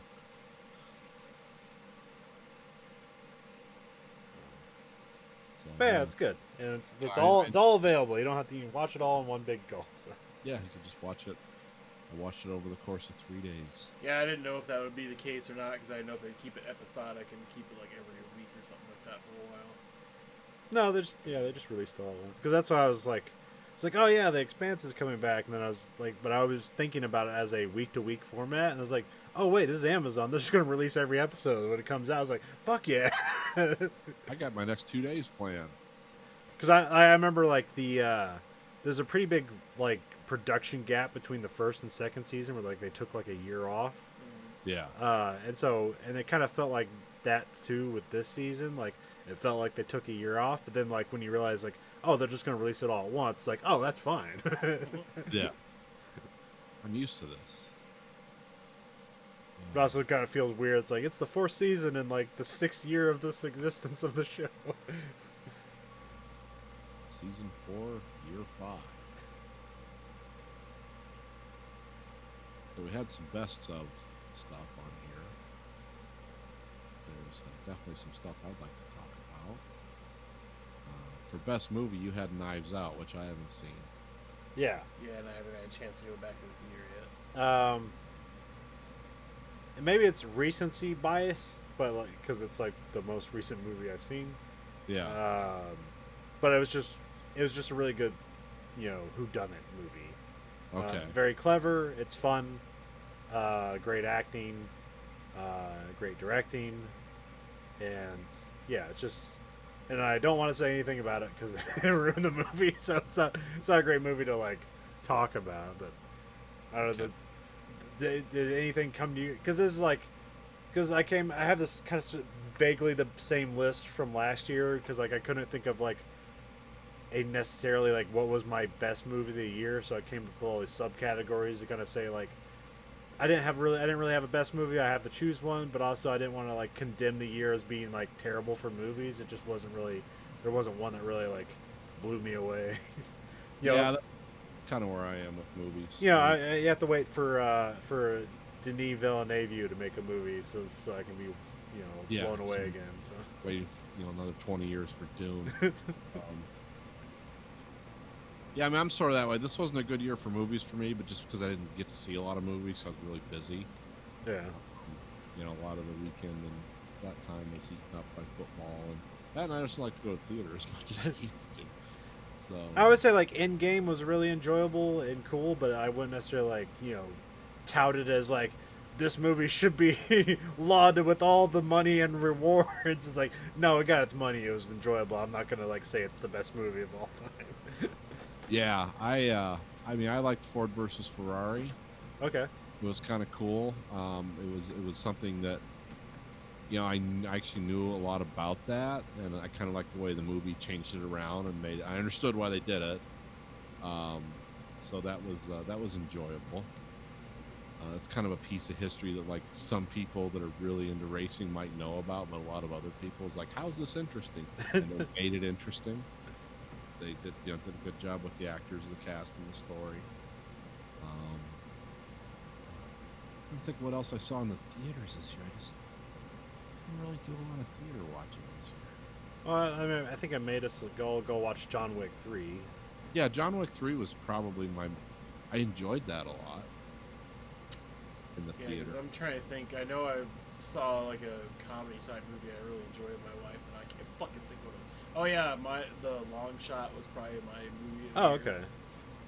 What's that one about? Seth Rogen and Charlize Theron, where she's running for president and needs like a campaign, somebody to type up her speeches and like give it a punch and stuff like that. And also, she used to babysit him. Yeah, she was a babysitter for him when he was a kid, and they kind of form a relationship and get together, and it's kind of like, oh yeah, I can't possibly be dating him, he's too shitty for me or whatever, and it's kind of like a relatable romantic comedy of like, don't let people tell you that this person is not a good fit for you. It's you that decides who the person is that's a good fit. It doesn't matter what position you have in life. It doesn't mean you have to date somebody that's like fucking rich or has a lot of political connections and shit. It just had a lot of good humor and it was very honest and it was a nice movie. Okay. Very fun. I mean, obviously really funny as well and a lot of things. I don't know who helped write that script, but it was pretty good, solid script. It was very relatable. It wasn't like over the top like fart jokes or anything like that. Yeah, I either. believe it's on HBO right now. So Oh, okay. I've been meaning to watch it. So best surprise, I have One Cut of the Dead. You don't What's know what that? is. It's a Japanese horror movie about it's a movie that takes place in one cut, or it's not it'd be one take, but like I guess the translation calls it one cut. Okay. And so it's a zombie movie about like a movie crew goes out to make a zombie movie, and then they actually find zombies, and then that starts to and it's another movie I can't really tell you about because kind of like the twist is like what makes it interesting. So you're gonna watch this zombie movie for the first 30 minutes of the movie, and then it'll go back like a month later, and it becomes a completely different movie that explains everything that happens in the first 30 minutes. And it's like weirdly endearing. Check that out. Where can you see that? Well, the way I watched it is like on Amazon. You can probably get other places, but on Amazon, I signed up for a free 7-day trial for Shudder. That's that like horror streaming service. Okay. So I just signed up for that, watched the movie, and then canceled. Oh. Okay. But I think you can find other places. But yeah, it was a Shudder produced movie, I believe. So it's on there. But I think you can probably get it on DVD now or something like that, or rent it from Redbox. Okay. But yeah, it was like, it was just it's a really clever movie, and it's done for really low budget. So it's it's not just like here's phenomenal acting and writing. Like no, it's just like one of those movies like like they had limitations and they made something really clever with it. So. I think we talked about this. Well, I know it. The Red Letter Media guys talked about it on their like 2019 like wrap up list of like other movies they've seen because they don't necessarily do it. So I know that's where I first heard about it. That's also if you go to Rotten Tomatoes, it has like 100%. It's like the #1 movie of the year according to Rotten Tomatoes. Oh, okay. My best surprise movie of the year was Bye Guys, Bye Bye Girls 2. It's very surprising. Sorry. Did you have a surprise, Nathan? Not. This has really been the year of TV series and streaming services for me. So Yeah. I can't. I've watched so much nonsense. I can't really think of one movie that was a surprise. I did like for a depressing movie, The Command. Yeah, this is like I haven't seen so many movies here. I am almost assured there is a more depressing movie. It's just that this was the depressing movie I saw this year that I enjoyed. Yeah, well, this is another thing where it's like I'm pretty familiar with the subject matter. I like that kind of stuff, and they made it. They made a really sad the story even sadder. Yeah, Humanized the suffering and the dying of Russian sailors. Kind of trying to have pride, but also being in a bad situation. And it was well acted too. Did you have a best depressing movie? Can you remember a depressing movie you saw this year? It's okay. You don't have to have everything. For best action movie, John Wick 3. Yeah, I would that's agree probably with the that. best action movie. Because I don't think there's really any other one that came. I mean, other than like the Marvel movies, but like I think the thing with Marvel movies is like they're kind of very big and spectacular, and sometimes I like with John Wick 3, it's like up close and more technique oriented. Yeah, it's practical. It's not Yeah. CGI.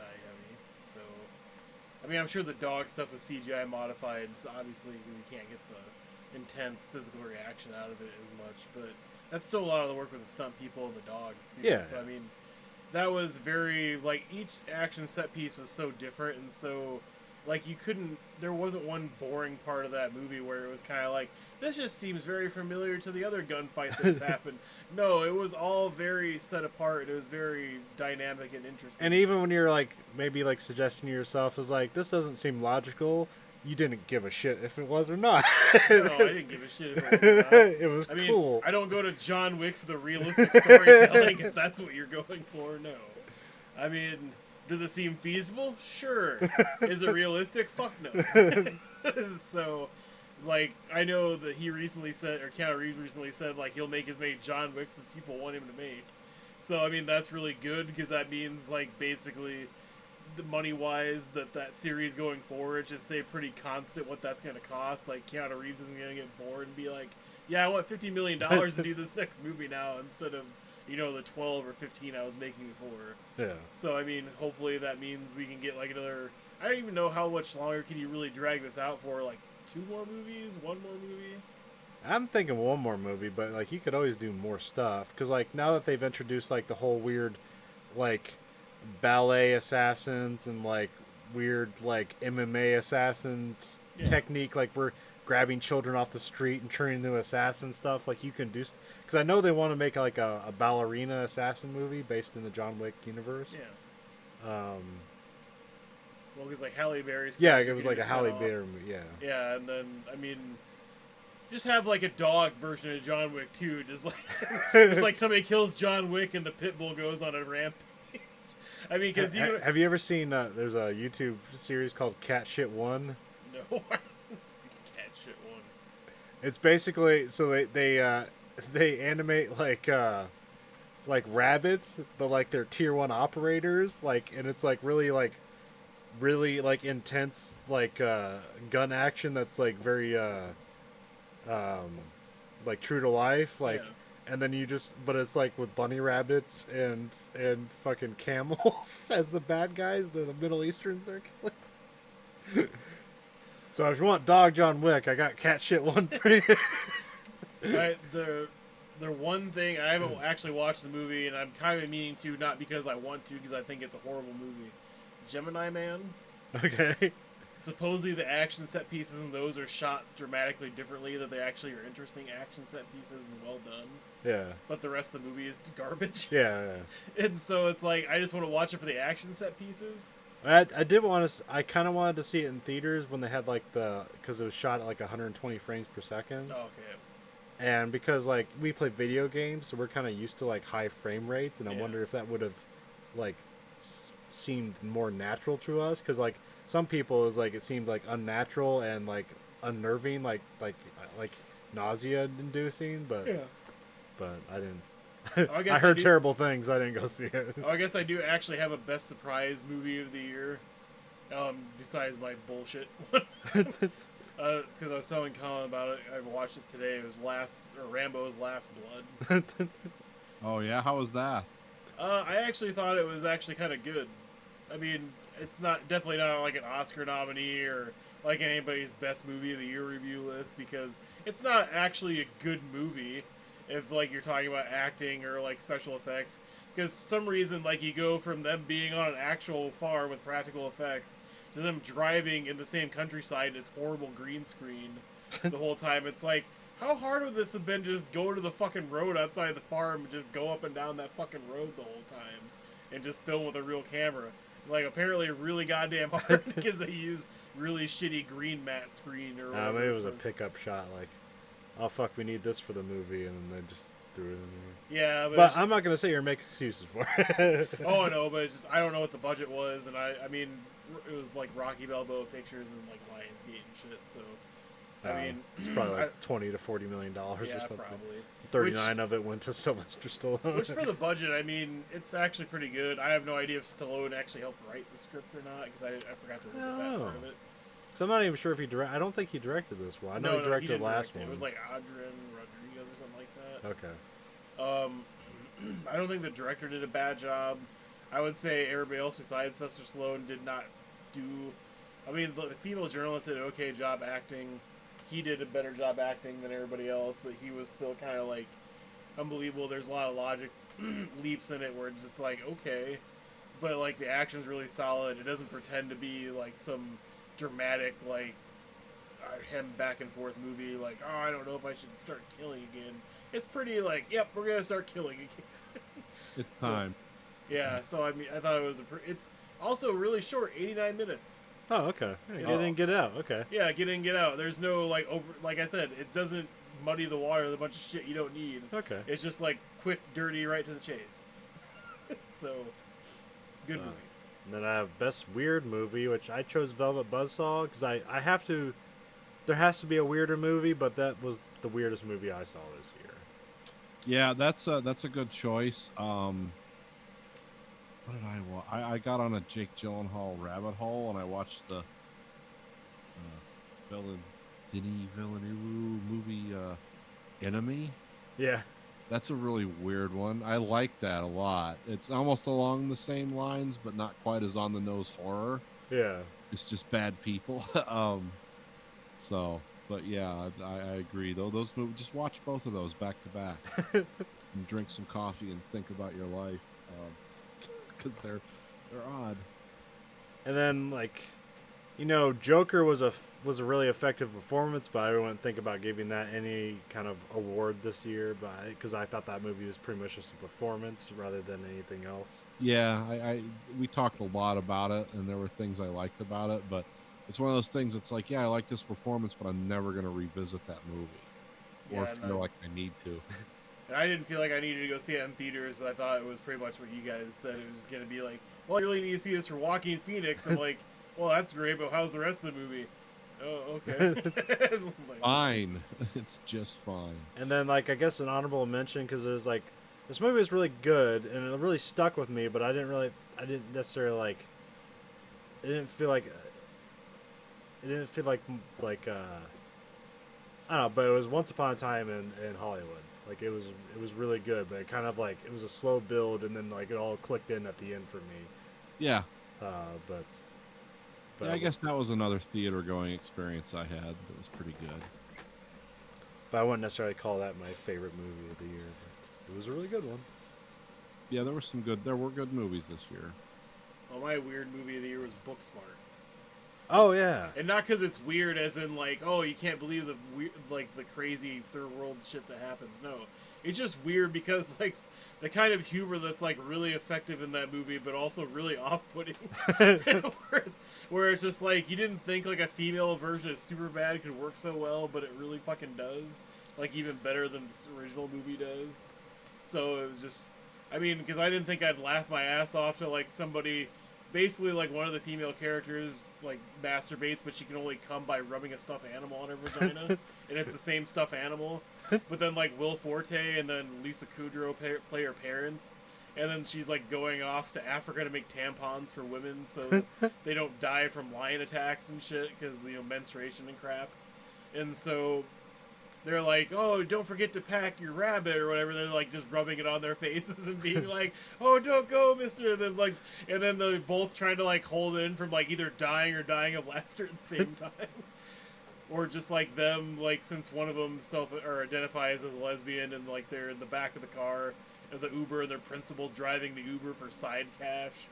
And so like they're trying to get her up to like she's never had sex with a woman before, so it's like, let's watch some porn. That's the game plan. What we're gonna do here, if you hook up, like what's gonna happen. And so like he thinks they're listening to music. He's like, oh yeah, sorry, I can get this on Bluetooth. You guys will listen to your music, and just going and just like really loud moaning and sex sounds. And he's like, nope. It turns off.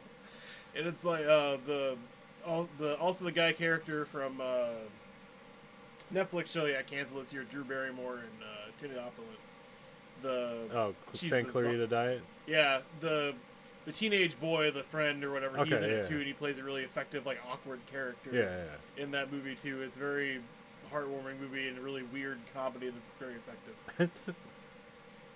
Who directed that? Wasn't that one actress that directed yeah, it was actually Jason Dick's wife directed it. I think it's what's her name? It's like the chick from Tron Legacy or whatever. Yeah. Yeah. She actually did a really good job directing. So she had really good, she had good scenes and camera focus, and I don't know who edited it, but she did. Yeah. I don't think she did a bad job of it. Yeah, I need to watch that. I have a copy of it. I know you don't like that, but like I have a copy. Well, I'd like to watch it. I just know I won't because it's a physical DVD, and for some reason I won't put it in the two DVD players and Blu-ray players I have right in front of me. I mean, you still haven't watched that wrestling match, so. No, because it keeps sitting on my fucking end table and I'm not grabbing it, so that's my fault. It's so yeah. Best fun movie, definitely Shazam. So I'm with you on this one. Yeah. That movie, I fucking love how much that. That's maybe also like good surprise because like I have no expectations for that, but it's just a funny movie, and as the superhero stuff gets kind of overblown, this was like a good left path for a superhero movie. So Yeah. and you praised it first because I don't know if I believed in it, and you said it's fucking funny. I was like, all right, I'll get it. No, it's funny, and Zachary Levi does a really good job playing that character. Yeah, he's good at playing a child as a man. I mean, he really got into that with Chuck. I think is his first role because you watch that show or are a fan of that show. He brings a lot of that early character into that performance, I think. But like, it's a really solid movie. Like, it actually is good with sticking to the comic book lore and actually being adherent to that, but also being a really good movie that anybody can enjoy. Yeah. You don't really have to like comic books. And you don't really have to, you know, want excessive violence or really adult themes. Like, it works for everybody, and I think it's a good movie for any age base. And it's well made, done by a horror director, so. I mean, just like every superhero movie, the third act's a little bit, but Yeah. I mean, Well, that's for every origin story superhero movie. The third act's always kind of, it kind of loses it there, but it still gets fun because like when all the kids get superhero, it's just like, oh, more fun. Why not? I'm still kind of iffy about what the one foster kid had for powers, because it was like, okay, he has the strength of Hercules, the speed of Mercury, the flight, and then the lightning from Zeus, and so it's like he has 5 other siblings. What does the 5th kid get for the power? Does he looks more imposing? Because I'm like, what's his other power? Because there's flying, lightning, strength, and speed, and that's articulated in 4 of the kids. But the 5th one, I was like, what the fuck does the 5th kid do? I don't remember. Because they don't really address that in the movie. I'm like, this seems like a glaring issue. I think they would have thought about, but I don't know. Well, that director has some really good, like behind the scenes stuff, where they like accidentally made mistakes, and then like people like made leaps of logic in the favor of the director. That's really fun. Did you have any fun movies this year, Nathan, that you saw? No, I don't have any fun. Can't think of. That World War I documentary that got really... Yeah, We Shall Never Grow Old. That was fun. I can't think of anything. I have the best fun model of the year. What's Oh, that? yeah, I totally forgot to bring pictures Just of that. finish this up. Nice. Scale. This is actually 2 movie scale. Huh. Shit. A HAL 9000 unit. Finish this up last. This is like a 1-day deal. There's not. But are you going to mount that on a wall somewhere in your house? I could, I guess. You know, like put a speaker in there and have it call and respond. Well, What do I have the HAL voice on a little thing here from Hallmark.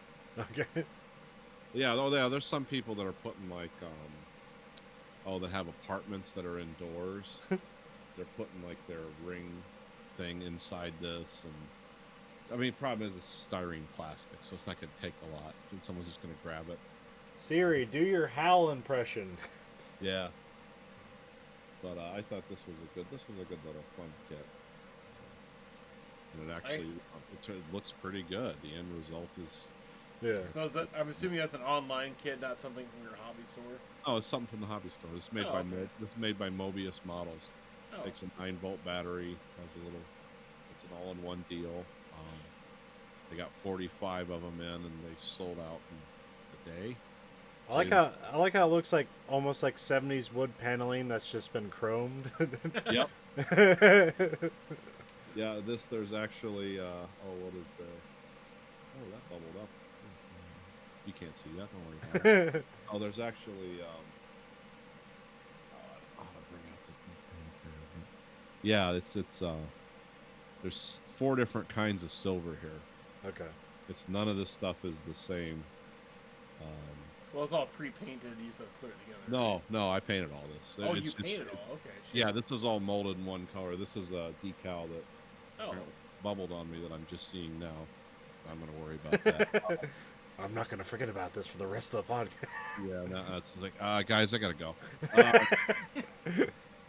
No, it's like, because what you paint this one color, the frame is aluminum, this is gunmetal, this is steel, this is light steel, and then it's a different black in there, so it has a lot of like variations. Huh. And then this is like a flat black Yeah. over a white primer, so that's why you're seeing that raised detail. Because if you pay attention in the grooves, you can kind of see there's a different little difference in color there. Yeah. Very subtle, but I mean, I didn't figure that out. They told me how to do it. So I'm gonna guess that was $50. 40, no, 38. Okay, that's pretty close. Yeah. I mean, for something that's heavily licensed, yeah, and it has an electronic component to it, that's not a bad price. Because Mobius has all the 2001. It's the same people that made the Discovery one I have up here. And, Okay. and they have the pod, but it's like $200. It's like, no, I don't want the pod that much. $200 for my model range is like, yep, I'll buy 5 of those. Yeah, well, yeah. It's different things. But for my Christmas shutdown, I'm doing a big diorama. And it's just going to have a lot of Germans and standing around in the snow near some buildings. And I got some snow effect stuff. I don't know how well you can see that. The light's more like washing it out than Yeah. Okay. just kind of hold it closer to the camera. Yeah, that's a pile of bricks. Okay, yeah. And that's one snow effect. That's the what is that? Okay, that's like the chunky snow effect, and then this is the powdered snow effect. I don't know if you can tell the difference. On the bricks, it looks more apparent, but like Yeah. And then these are just the regular piles of bricks that I haven't done yet. And those are all just individual bricks that I glued together with super glue and hit with accelerator. Let me show you where that started. Well, I hope you did it in a well-ventilated area, because that shit gets me horrible headaches. Oh yeah, I have a fan in here that sucks the air over. This is how it begins. Okay. So those are just little bricks that you glue on. Yeah. And you paint them red, and then you put the Oh, you have a little more patience than I would with that. mortar. well, he's been putting together tank tracks for like the last Oh, 5 yeah. models. So. Yeah. So it's like Because my tank tracks come in like sections of 10, 12, 3, 5, Mine- and 1 and 2. I had one that was 275 treads per side. Yeah, and you're individual link by link, so yeah, that's fucking. And this is the house, the kind of burnout generic house. That I did some damage to. And it's got a little frost on the roof. That's going to get a little more snow. There's not going to be a lot of snow in this, though. It's going to be more like snow effect around the edges because this is the snow jar I got. I got 2 jars of this, and it's $15 a jar.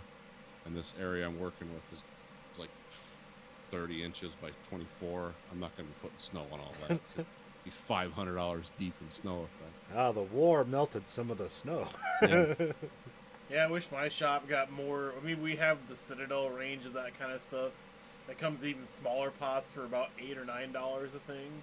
So Yeah. that $15 for that's actually pretty good price. Oh yeah. I mean, supposedly you can. I mean, I should just go on Vallejo's site and just buy their shit for wholesale because it's far cheaper and probably better product. Because it have Vallejo? Because I couldn't tell from the label. Oh, this is Tamaya. Oh, Tamaya. Okay. This is Tamaya. It looked like Tamaya's thing, but I couldn't really tell from the picture. Yeah, Tamaya's Tamaya's my second favorite paint. I'm still a big believer in Vallejo, even though all the guys in the club are like, you need to stop using that shit. That stuff's a pain in the ass. I was like, well, it does take a long time to dry. But in terms of like, I mean, there's 12 different reds with Vallejo.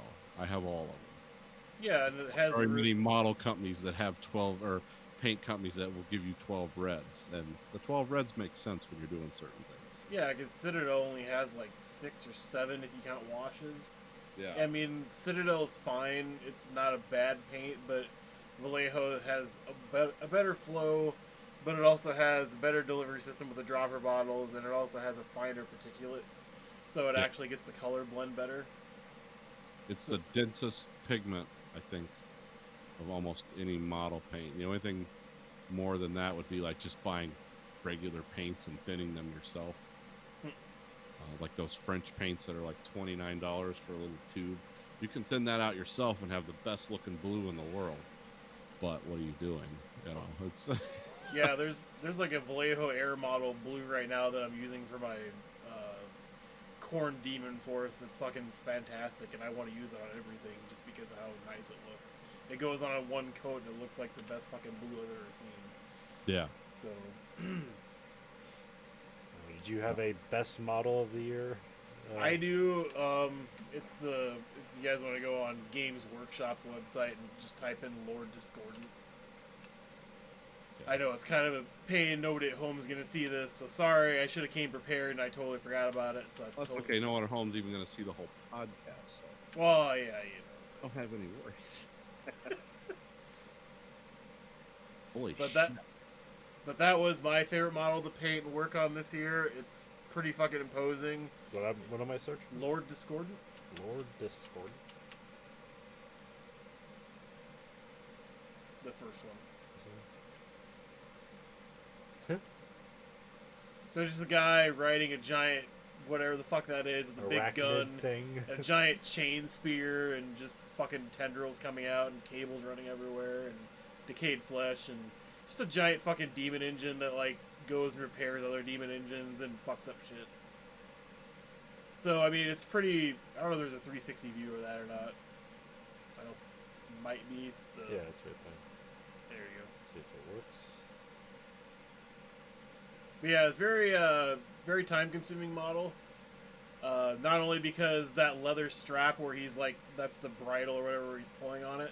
That's like 4 different minute little tiny pieces. And I had to leave that in like 10 or 12 different sections to paint and then put together.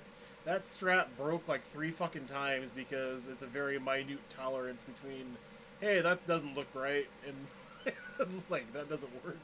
So that thing got super glued back together like 3 damn times, and that was probably the most pain in the ass part.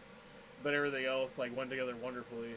And that face mask on the front actually comes off, and you can leave it off if you want to. You don't actually have to glue that, so it gives it a little bit more visual range. Oh, okay. But basing it, I haven't totally done it yet. So far, it's just barbed wire and blood and grass and mud. I haven't done any puddle effects yet, though. I've been wanting to try and work on that, but those mud bottles, like you're talking about with the snow, it's like $9 or $10 a fucking thing, and like one of those bottles covers that whole fucking base. Like, so, it's a lot of fucking money for mud. Or fake mud, anyway. Was there any other Chain spear. model stuff that I wasn't... Did you do anything other than Warhammer this year? I bought some Star Wars ships, but I didn't paint those or anything. I just bought them and put them on a flight stand. So I didn't buy any Legion stuff this year because that game is not being played at all in this area. It has some really cool models in it too, but I just haven't fucked with that. I did some Age of Sigmar stuff and converted stuff into 40k from Age of Sigmar, but I don't really have any of that stuff to show either, so my bad. And probably, we should go best of TV shows. Probably this where we're most active this year was in TV. Yeah, I got a lot to say, or a lot to talk about here. I mean, it's hard to pick. The thing that fascinated me the most was Watchmen. The thing that I think it was the best done. Yeah. Anything that forces me to do a lot of outside research is like, Yeah. oh, I'm interested in this. Because I did answer the question why. I found the answer to the question why they don't have computers and cell phones. Oh, what was that? Because after the false flag squid attack, they figured integrated computer networks or anything that transferred a lot of data could be used by the invaders. They just destroyed all that infrastructure, and they would only do simple data transfer. But I guess in the backstory, there's a whole site on HBO. It's named after the FBI agent that was in like the first 2 episodes. It was with her. Oh, okay, yeah. The guy Yeah, that it's sleeps like with the- her. Yeah. Pelznik Files or something. And, oh, by the way, you find out he's Lube Man. He's the guy who put himself. I in- completely forgot about that fucking guy. Yeah, it was kind of an Easter egg more than anything having to do with the story. Yeah, there's. Well, a I whole- totally forgot. You remember how Chernobyl had a podcast? Watchmen does too, but I haven't listened to it at all. Oh, I haven't done that either. I've just been doing like free range internet research, but yeah, I would say that this one definitely captivated me the most of all. And there was some good stuff. There was the Mandalorian. There was The Expanse. this is a good time of year for that. But this one, far and away, was like, oh, I really like this show, and I wasn't even gonna watch it. Like, I figured after that movie and stuff, was like, oh, what are they gonna do? Yeah. And, it'd be nice to see a follow up on it. I'm not hearing that they're guaranteeing that there will be, but Yeah, it seemed like the showrunner was he doesn't want to do one himself, but he's like hoping he can pass it off to people. He basically said he didn't want like another white guy to do a second season. He wanted other voices to do it because something like that. he said, well, from his creative team, like all the most interesting stuff in the season wasn't from some white guy. It was from creative team from other outlets or whatever. Yeah. Or other Considering ethnicities and the viewpoints. themes and the controversy around this show, it probably makes sense he would Yeah, say that. yeah. Just for marketing purposes alone, because I don't believe some of this stuff was supposedly they were being all PC and SJW with this, but they also had a lot of fun with it. Yeah. A lot of the dialogue with Ozymandias was like, oh, they're just fucking around with everyone. So I didn't. I know some people hated it for that stuff. That didn't bother me, because it's like, well, this is an alternate universe in a weird funhouse mirror. It's like, you're not really saying anything to me about that. It's just like, this is a cool show. Yeah, like every show you left, you just like were just left with tons of thoughts. Yeah. And then you get to the next show, and it's almost like a completely different episode, and like you couldn't anticipate any episode this season. No. Predictable in this. I mean, like even like you saw previews and it's like, well, we know Mr. Manhattan's going to show up, but like you had no idea how Mr. Manhattan was going to show up this, Yeah. or like how it ends up showing up. He does not show up the way you just. Oh, No. he just showed up. Like no, it was completely different. Yeah, and it just, like, I had a lot of questions about the characters in this, and because it's like, well, we know that Sister Knight's superhero ability is to endure endless amounts of sadness and loss. It's like just her whole life is just nothing but sadness from beginning to end. Well, she doesn't die, but what else did we learn? Ozymandias is as evil as we thought he was. His daughter was even more evil. Well, and also you have like the whole thing about like even though Ozymandias is a prick and like he killed millions of people, like he did end up like stopping the nuclear annihilation. Yeah. Well, I mean, as far as he saw it would happen, like would have happened, like you don't know. Did he stop it? Like I guess. And like everyone has a point of view that's approachable, and like you can see how they got there, even though if it's like, even if they're just horrible racists, like it's like yeah, they're horrible racists, but also like their point of view is like, oh, you can see how they Oh, became yeah. this way. I mean, that's one of the like just reading the original Watchmen. It's like that's one of the overarching themes of it's like, well, what kind of illegitimate authority are you going to submit to for a little bit of safety? Because once you put those people in power, this is what they're going to do: A, B, or C. And what is your safety worth versus the truth? And yeah, those are always the themes of this. And then like the Hooded Justice episode, like what they did with a character who was essentially just in the background of the comic books, and they made it like way more fucking interesting than anything Alan Moore ever did. Yeah, it was basically a set piece that became like, oh, this is like it goes through the entire story over 100-year arc, which is like, how did they? Okay, yeah, I can see that. Yeah, but everything about this was just good. It was good farce. It was a good story. It was.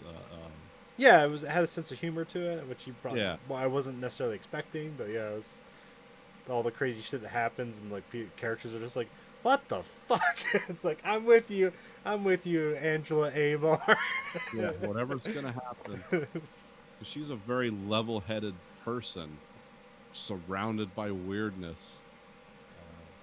I'm pretty accepting of it too. It's like, well, this is kind of what goes on.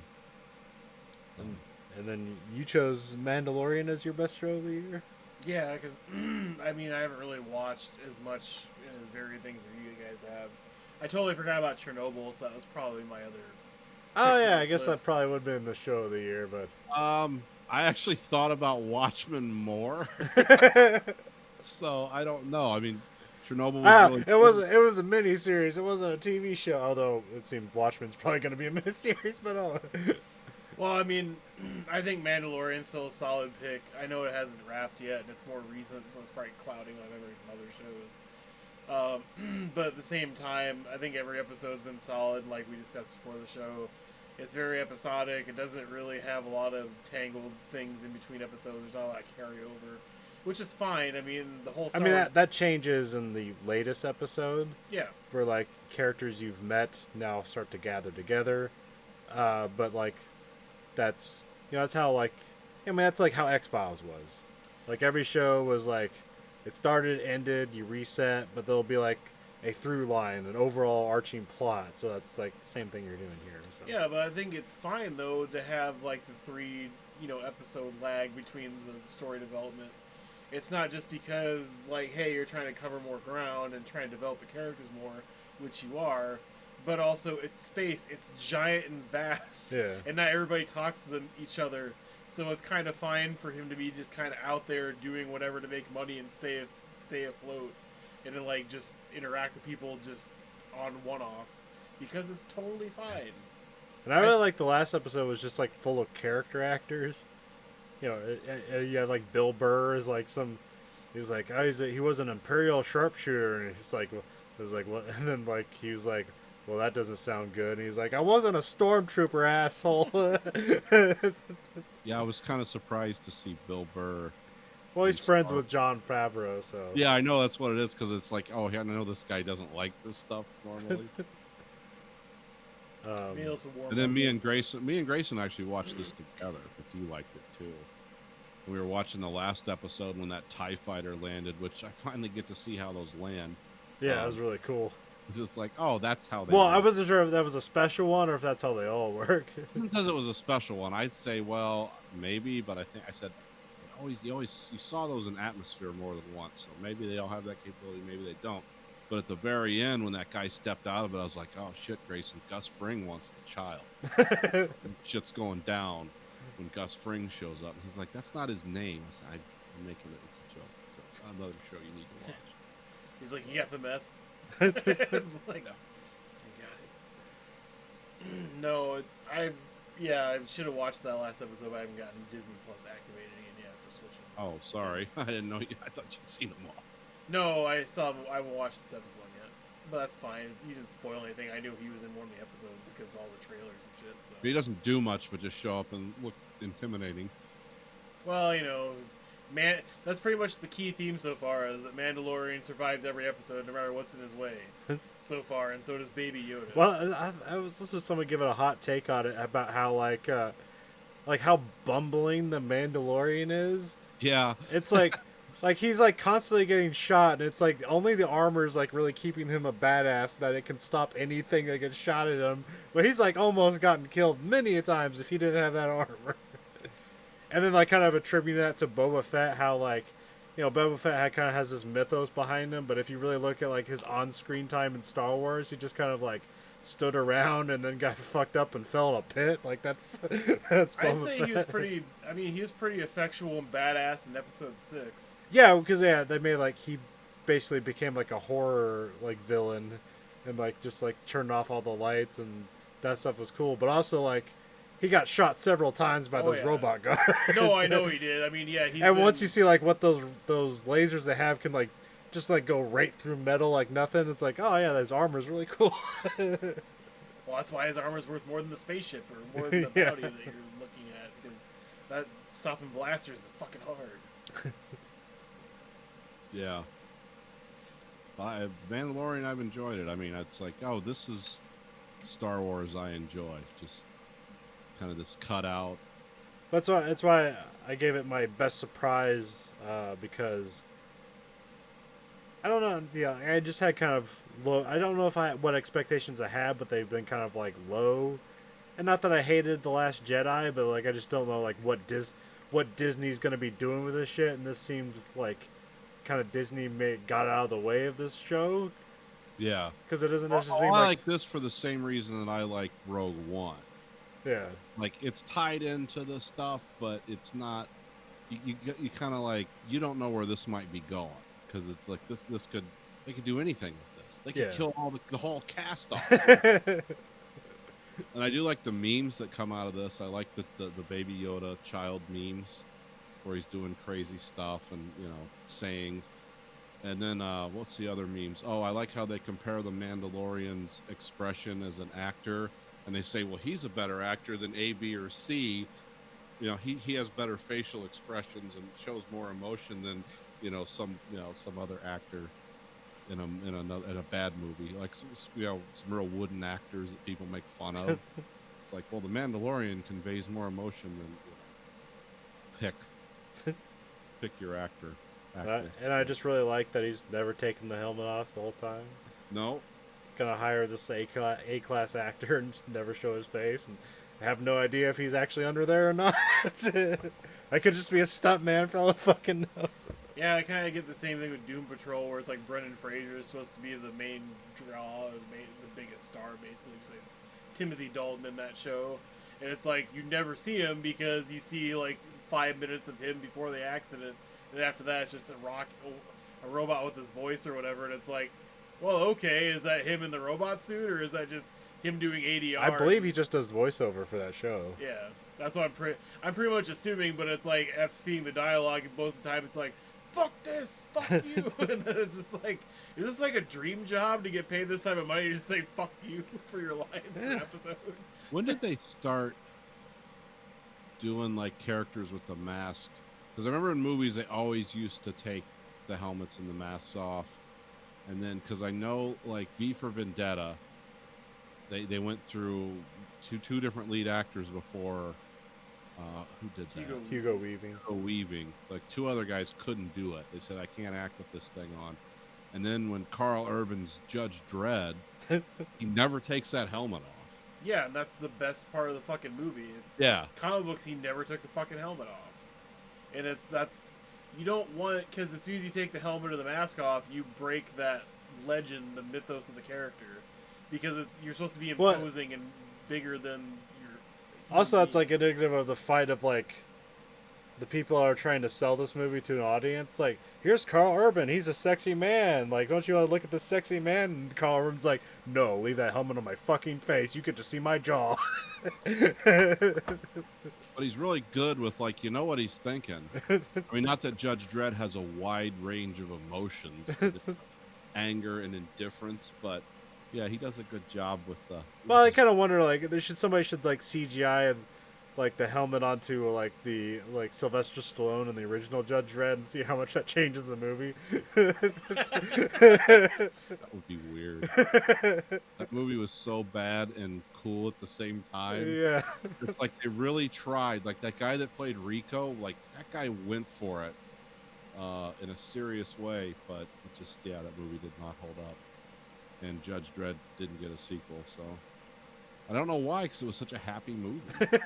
You mean the new Dredd or the? Yeah, the new Dredd. I mean, just Dredd. It didn't make Dredd. enough money. Somebody's saying that Amazon might actually make a show out of it, but they still haven't. I know Carl Urban has said like he's down for it, but He's a big cheerleader for it, but he also wants to get paid, so. because I know they shot that movie in South Africa, so it's like got like that District 9 budget. Like we can make a $20 million movie look like an $80 million movie, but even then they still didn't make their money back. But yeah. Well, I mean, I think people just had such bad connotations with the first one, and it was probably dropped at a shitty time of year that they didn't make their money That back. movie kind of like, I remember people at work were asking me, other guys I knew who, they were into science fiction, but they were more into like the Star Wars. And they're like, what do you think of that movie? You saw it. And I said, oh, I love it. Go see it. And they came back and they were horrified. Like, why did you tell me to see that movie? I was like, what was wrong with it? It was horrible. It was depressing. Every character in it sucked. I didn't like the main character. And I was like, do you know what Judge Dredd is? Have you? Did you think this was going to be like some jaunty adventure? You're rooting for the cop with a family at home that just wants to go back to his dog. Is that what you're trying to root for? Like, our hero's gonna give the villain a drug so that when her face slams in the ground at like the speed of gravity that is felt at the slowest speed possible. Yeah. I mean, that's probably like the one part of the movie that's actually like somewhat original, because otherwise it's basically just a ripoff of fucking god damn it, the one movie with the guy from like On Bach and stuff like that in it. Oh, the assault, the siege or the assault? Yeah, I know. What you're yeah, talking it's the Raid. Right, yeah. about. Raid, it's, yeah. it's basically just a cut and copy from the main plot, like the work up from the tower, Yeah. and everybody dying and getting in bigger confrontations till the end battle.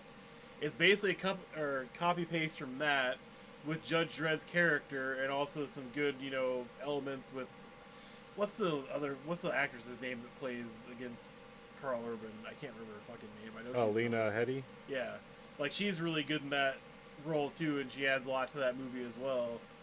And so it's like, yeah, you have a lot of good elements in that movie, but the one original part is that, and it makes that movie really interesting as well. And it's all in one fucking building, and all good action set piece, and actually good story and good acting. Yeah. It's like it's all everything, but Yeah, it like remind me of like a Carpenter movie. It's like, oh, this is how you make a modern day Carpenter movie. Yeah. Is you steal it from a Malaysian action movie. and just make it a little bit more futuristic with less cops and more Yeah, bad yeah. guys, and then just call it good. The super gun equals more cops.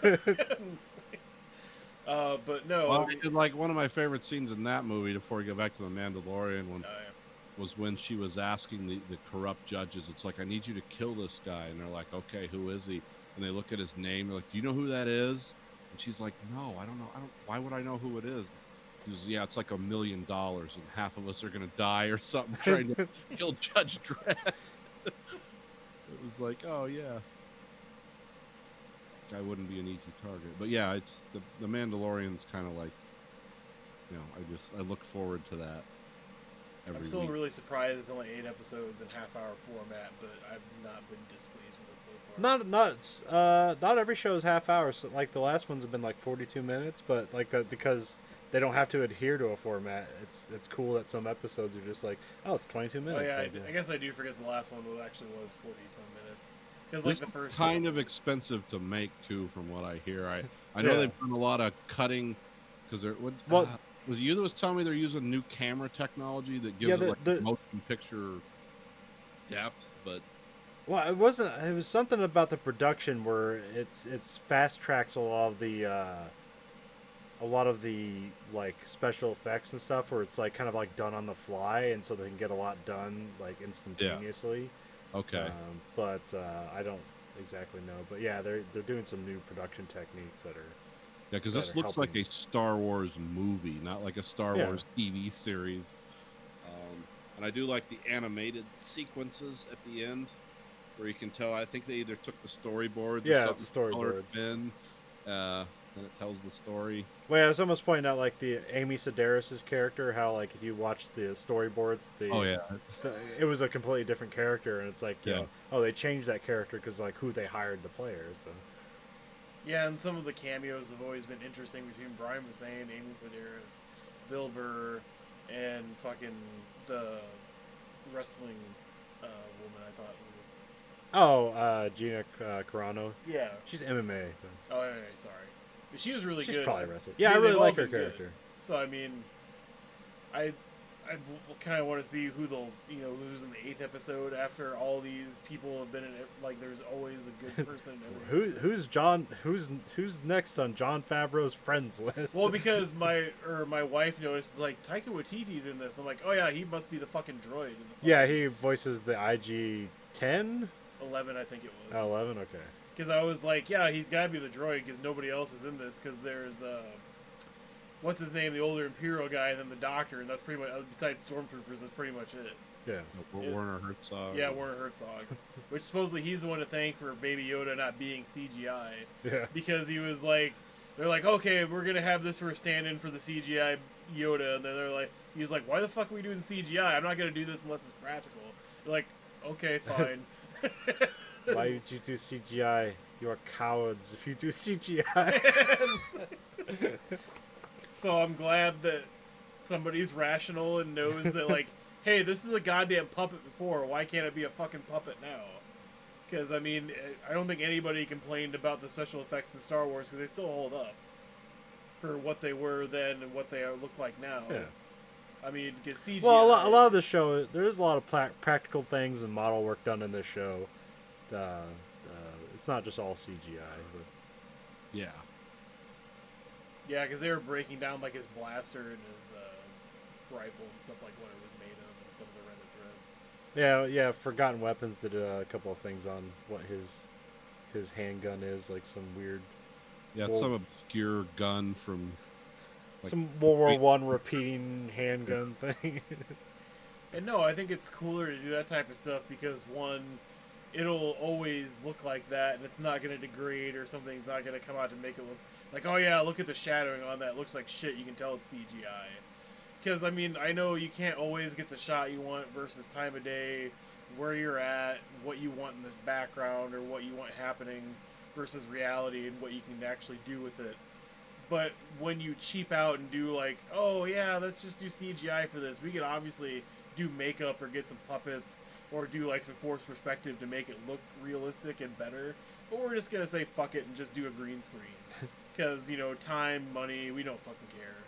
Because my wife's biggest complaint when we watched Dark Phoenix the other night wasn't that like the movie itself was bad, just all the special effects that were shit that fucking drove it down.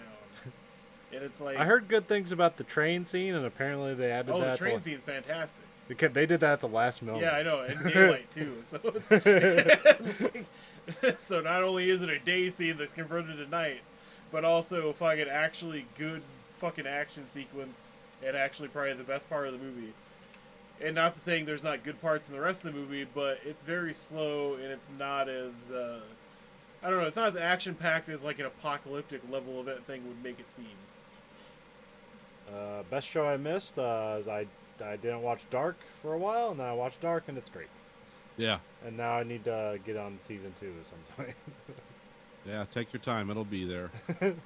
I put Watchmen on there because I know it'll be good. I just haven't watched it yet. Yeah. I'm surprised we talked about Mandalorian Doom Troll. Did you have a surprise, Nathan, or you just gonna keep with those? I'm just gonna stick with those. Like I said, surprised that as much as I liked it, I guess would probably be Chernobyl. Okay.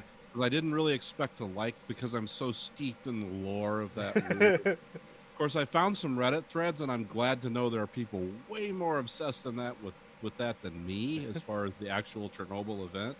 But I found that I was surprised at the quality and the depth and the detail. I do want to say good things about Chernobyl because I wasn't really expecting a lot. I didn't know what to expect, to be honest with you. Or to be that well done by a guy who wrote comedy sequels. Oh yeah. I also enjoyed the podcast too. Yeah. Sometimes I'll listen to show podcasts, and it's like, well, I'm either not finding the information they're talking about interesting, or I'm not getting anything about it. All the Chernobyl ones are like, yep, they hit that. They're on the money with that. Okay, I know where he's coming from here. It's like, yeah, Princeton education's really paying off for you, man. It's glad you broke out of the mold of the Hangover Part 3 or whatever. So, does he actually have a passion for that in real life, like history and like Chernobyl and stuff, or is it just? He's explained it. You can listen to him on the podcast. He can explain himself better than I can, but yeah, he had a lifelong casual fascination with Chernobyl, and then you just kind of like, hey, want to do this? Well, no, because I mean, obviously he's background writing, that's a profession. He has skill at it, but it just proves that like if you if you watch the movies he wrote, you wouldn't say he had a skill. Well, skill enough to get hired. And have a career is what I was trying to convey. But yeah. Well, this guy seems like a guy from how he described. Well, number one thing I liked about what were some things he described? Hold on a second.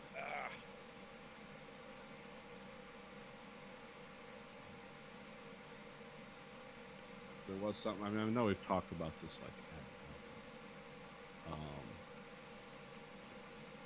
one of the things I liked about how he talked about, because he's not only is he someone who likes Chernobyl, but he's also kind of a Sovietologist like I am. Because I don't know if you've ever been to my Facebook, but I'm subscribed to several pages of Soviet propaganda from the 80s, and I'll occasionally put a poster up and stuff like that.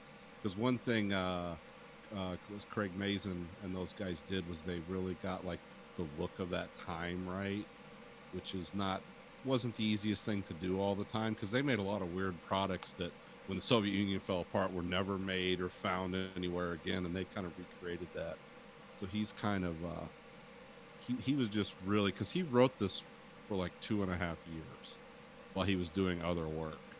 So I think this guy was always interested in other things, but I mean, I don't know how they sold a Chernobyl show to HBO. I know it was co-produced by a European outfit too. It was like Sky, it was BBC. Sky, yeah. Or And- no, those are separate things. Sky is British. yeah, it was some British and Norwegian and other people were involved in it. Probably would have never wholly been funded by an American network, and so that was. But this was always kind of a thing he was interested in.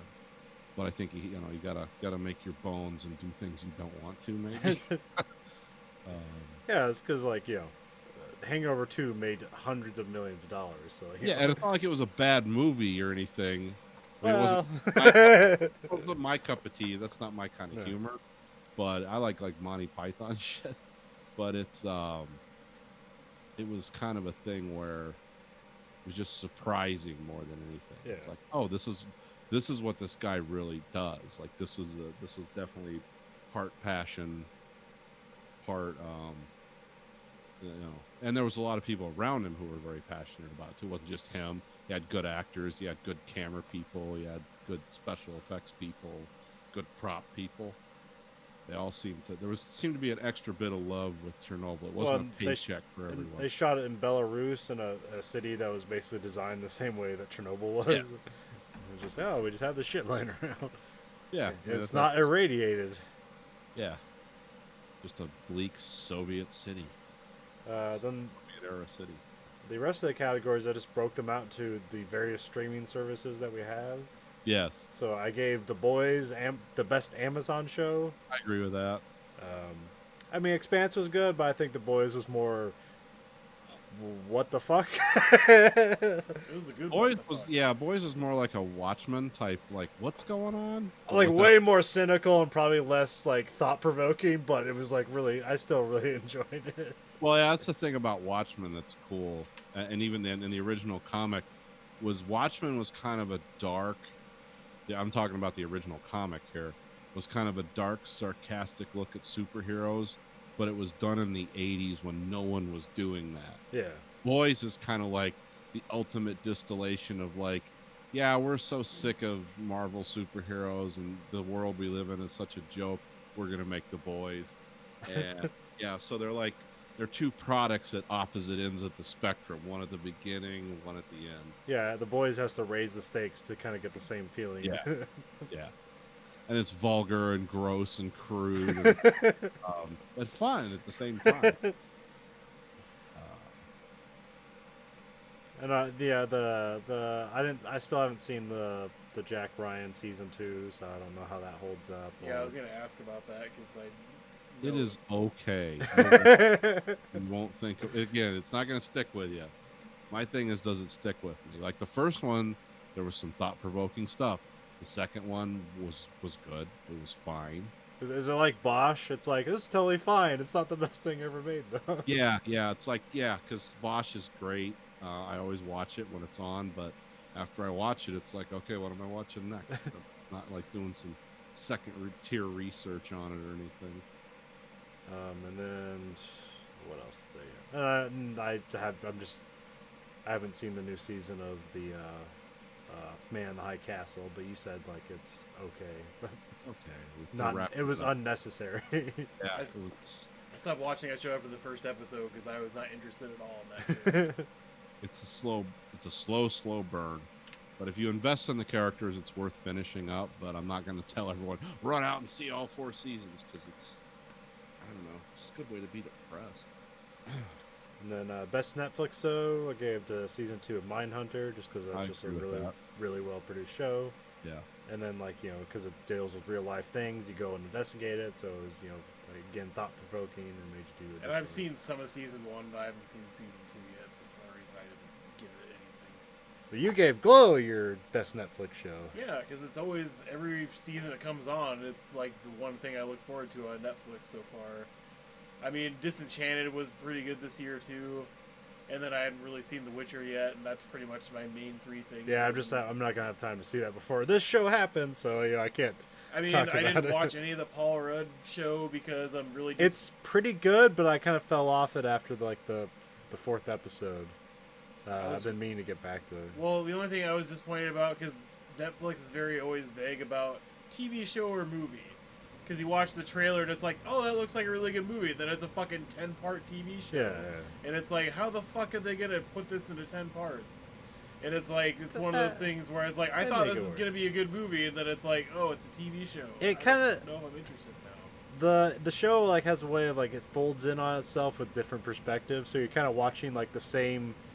like 8 hours, but from different perspectives from each episode, so they make it makes sense, but I just haven't finished it yet. Because I know my wife wants to watch it, and I just probably just let her watch it by herself. It's weird, it's funny, it's like along the lines of Maniac, but not exactly. Maniac also really good, but just not. I thought Mindhunter was more captivating to me. But no, I mean, I think Glow, they do a really good job of production. Everything looks really good. They do a really good job with writing. Yeah. It seems to actually go beyond the real life story of it. Oh, Just yeah, enough to be of course, believable, yeah. but also be really entertaining. Yeah, they do good character work stuff. I guess the only problem I have with this season, and maybe because I've been getting into wrestling too much, is that this season is almost devoid of any wrestling. I mean, they do like the character switch up and stuff, and kind of Yeah, have her be that's kind of like the only like wrestling the moment of the welfare season. queen, like the original welfare queen, like be a promoter. Yeah. And like talk about that. But like other than that, yeah, there's not like a lot of like cool. I mean, it makes wrestling sense stuff. because in the fiction of the show, like they're just doing the same show night in, night out for different audiences that are just like showing up in Las Vegas. Yeah. So it makes sense that you wouldn't like show the wrestling because all you have to do is show it once and then you've showed the entire season's worth of wrestling. So Yeah. and that's essentially what they did. And I'm kind of trying. I mean, because they do have a TV show. It's supposed to be more or less in Las Vegas, but in the show they're leaving for LA or whatever. Again, I can't remember where they're leaving at for season 4, which I'm assuming is going to be made, but they never. Yeah, I believe. Yeah, they're making a season 4 and then that's it. Okay. It's been canceled or they get their final season. Oh, What? it's weird how they make that sound. That's Well, really, we talked about it before, like how like they list shows that are in their final season as being canceled, and then like Nathan made the joke, and it's like, oh, Bob's retiring after 20, or Bob's being fired after 20 years. Yeah. I mean, I can't say I'd see it going past season 4 anyway, but it's just disappointing because I think it's a good cast. Yeah, And it's yeah. kind of a waste of like good, material. Because I think you could probably get 2 more seasons out of it if you really wanted to. Yeah, I don't like Netflix isn't really. They're kind of like this. They're just in a whole thing where it's like, whether the show is good or not, they're gonna give it like at least 3 seasons, and then unless you're the OA, then you get 2. Well, like the Santa Clarita Diet cancellation, it kind of came out of nowhere. Yeah, Because I was like, that is at least like another season's worth of stuff. yeah, And it ended on an odd cliffhanger too, so it's like, well, that's never gonna get resolved Yep. at all. And it's just like, oh, that's disappointing because it's not like a serious show, but it's not a bad show. It's like a very good in between. yeah. I was surprised how much fun I have watching that show, but also like I don't like leave like wanting more. It's like that was weird and funny. Like, oh, just go next episode. But yeah, it's I mean, plus the cast for that was very good. What was the? Did you have a good Hulu show or best Hulu show? I didn't add one because Nathan doesn't have Hulu, but Oh. shit, what have I been? It's like things I've been watching on Hulu is like a lot of AMC stuff, but like I don't know, like what'd you like on Hulu this year? Like Future Man's new season. Oh yeah. I mean, that's basically the one Hulu show I actually watch is actually Hulu. Well, didn't you watch the Castle Rock show? I watched like most of the first season. It was okay. Okay. My wife watched more of it. I don't know if she thought it was good or not. The Runaways was like okay, but I didn't watch the second season at all. Yeah, my wife says that shit, and I believe her because I didn't like the comic book either. It was an interesting concept, but then like it gets too ridiculous. But then I just threw HBO show, and like I chose Watchmen because that was my best show, so I figured that just makes sense. Even though I really, really fucking like Barry. And I Season edited in my thing Chernobyl. Okay. So, just because I feel like it deserves some recognition on the list. We gave Chernobyl its love. Yeah. But yeah, I kept forgetting it. I don't know why the hell I forgot about Barry so much. It just feels like since I watched it long enough ago that it was like last year or just, Yeah, well, because it's a half-hour show and it's only 10 episodes, it can leave you kind of quickly. I mean, 'cause Like they Sharp were- Objects was that this year or was that last year? What was this year? I mean, it was really good. Yeah, that was like a mini series event. Isn't Barry win like 2 or 3 awards this year for like best I don't know. show? Have they had the awards? Like Or you're for Emmys the or first something, I season? thought. The second season, I thought. Well, they're on their second season, but Oh, would they okay. have gotten awards for the first season or the Oh. second season? Maybe it was the first season they got Okay. awards for then. I mean, because I think the second season came out like before or during the early part of summer, didn't it?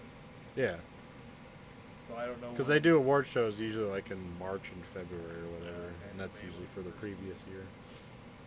'Cause, I mean, Henley Winkler's outstanding, and so is. Why am I blanking on his fucking name? The Bill main Hader. character? Yeah, Bill Yeah, Hader. yeah, Bill Hader. Who was actually really good in Chapter 2. He was probably the best part of that fucking movie. It's like, oh, I didn't realize that this movie needed comic relief so much.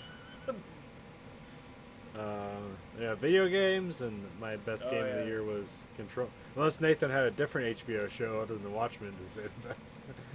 I really can't. Nah, that's. I do think that's the best. I think it's the best TV I've seen in the last 4 years. I thought Control was my game of the year, just more for its like aesthetics and its storytelling. Like that world was just really fucking weird and cool. The gameplay can be frustrating, but I suffered through some of that stuff just to get more story beats. So I just thought Control was really fucking cool. And there's a lot of good games this year. Like I played the shit out of Resident Evil 2, but it's a remake, and the Fire Emblem game was great, but I still haven't finished it because there's like just so many hours in the. I probably played that game for like 60 hours and I still haven't finished it. Did you play that new like space, like Fallout kind of game where it's like the RPG and like, Oh, Outer Worlds. yeah, Yeah, it's really good. okay. I just I don't know. I haven't finished that one yet because there was a bunch of games that came out around the same time, and I got that one for free with a Game Pass. Yeah. So I just haven't. But yeah, it's really good. It's very Fallout. Well, because you have to download games with Game Pass or just stream it, basically. You download. Okay. No, because I got a free month trial thing with my Xbox when I bought it, so I was thinking about it, but I didn't really bother anymore. Then you gave your game of the year was Luigi's Mansion 3. Yeah, and up until mid part of this week when I got my new Xbox, it was all going to be based on Switch games. Yeah, you really haven't played many games this year. So. No, I mean Borderlands 3 I played. It's Borderlands. It's nothing spectacular, but it's not bad. Yeah. And then played, everything that came out on the Switch this year, and Luigi's Mansion 3 was by far the best. Well, I guess I forgot Total Warhammer 2 on PC, but other than that, like, Luigi's Mansion 3 is definitely, like, a game that's very accessible to everybody, and it's really good, and it's actually a pretty intelligent game for the third game in a series you think would be worn out by now, but it's actually not.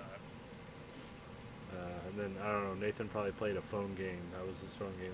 Tetris is my 10th year in a row. My best game of the year. Well, I think like last year you gave them Mini Metro, which I didn't even know what the hell that was. Oh yeah, that was a good one. Yeah, the train one. Yeah, that was a pretty good one. I just haven't done much of that this year. Well, my son's out of football. And, I might have some free time because next year we have college. So I don't have any free time. I mean, this is kind of a resurgence year for me almost in video games because usually I only had like maybe 1 or 2 on the PC I played and that was it. Yeah. So I mean, for me to have like a bunch of Switch games, now a couple Xbox games and a couple PS4 games to play, it's like, wow, this is the most I've actually gamed in like years. Because usually I don't really pay much attention to it. Yeah, there's a lot of people like talking about how this was like a down year, but like I have more games than I've played this year. Like it's like, oh, I'll play that. That seems cool, and then I just never got around to it because there's so many fucking games this year. I think the year before that was more of a down year than this year is. I mean, I No, know you because had like Breath of last the year was Wild like and Red Dead Redemption 2 and Oh, shit like yeah. that, and people are like, it's yeah, all but you amazing. still have like pretty marquee titles this year in the same Yeah. vein. It's, But it's like I don't. It's just, there's not that one title that blew people away, but it's also like new consoles are about to happen, so yeah, but I mean, you still got like solid re-entries in franchise. You got Modern Warfare 2. Or the new Battlefield game's supposed to be pretty solid, at least multiplayer. Gears 5 is really good. Like there's only one boss fight in there that's the most frustrating fucking thing I did in gaming this year. It was fucking awful, but the rest of the game's really solid.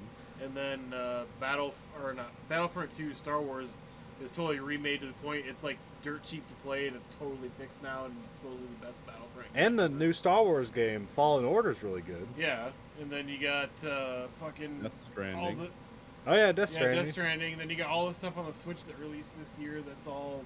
I mean, especially the Mario and Nintendo based stuff. That's usually the huge star on the cake type. Yeah, thing. there's a Pokemon came out this Yeah, year. so- Pokemon Sword and Shield. Yeah, 2 different versions, and it's the same.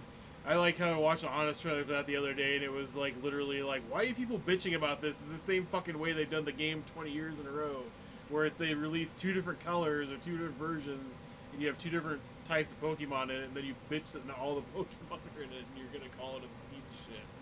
So yeah, I don't. Yeah, so there's plenty of stuff on every platform. I don't think there's a lot of indie games this year, but I don't. Oh, there was, but Okay. I'm trying.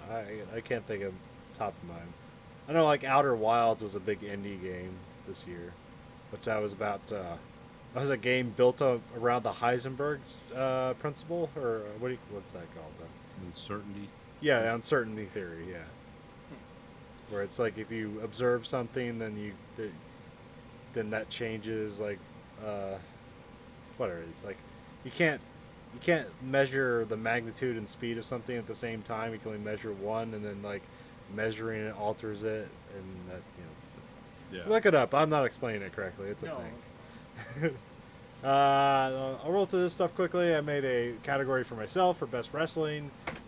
The best wrestling match of this year was Adam Cole versus Johnny Gargano at NXT TakeOver New York 4. Now, I have some thoughts on that. Go ahead. This is the best wrestling match I've ever seen. I really haven't seen that many. I'm I'm new to this, but like I'm all. well, you've still seen far more than me and Nick. Yeah. Well, I had to read like 400 Wikipedia articles to know anything about wrestling. So,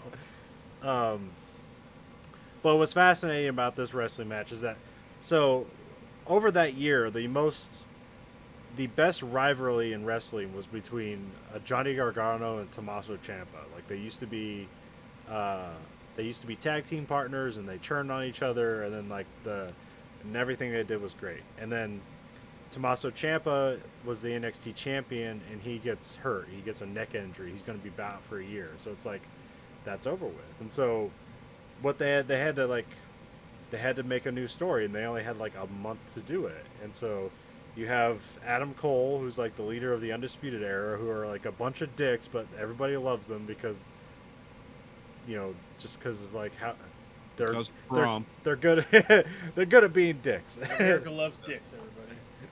And like Adam Cole has the best call and response with the audience ever, where because like he'll come out to his music, and there's like a part in the music where like it says boom, and then like he'll point his thumb at his head and say boom, and like the whole crowd will say boom at the same time.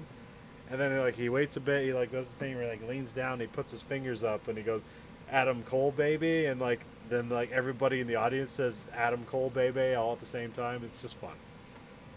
And he's the bad guy. You know, Johnny Gargano is a great wrestler. Every match he's in on a takeover is like the best match there ever is. And, he's just really good at that. He's really good at being a baby face, where he's like sympathetic. He's always getting the shit beat out of him, and then he fights his way back. You know? So because like this was kind of thrown together at the last moment, it was a 2 out of 3 falls match, and so what to me makes this the best wrestling match I've ever seen is that in the first fall part of the match, everyone was for Adam Cole, because like just everybody loves Adam Cole. And then when you get around to like the second and third fall, the audience completely like flips, and like they really want Johnny Gargano to win. And like I've just never seen that kind of like dichotomy between an audience and a wrestling match, and it's like, this is fucking amazing. This is art. Yeah. So yeah, that was my favorite wrestling match this year. And then the favorite pay-per-view was the AEW Double or Nothing. I showed you guys some stuff from that with Cody Rhodes and Dustin Rhodes, and where Dustin Rhodes bled over the fucking place and gave that promo. It was just that was their first pay-per-view, like technically as their own company, and like I don't think like one no one match in that pay-per-view was better than the Johnny Gargano stuff or anything like that, but just like as a whole pay-per-view it was great and really exciting. And then best music, I had the Slipknot "We Are Not Your Kind."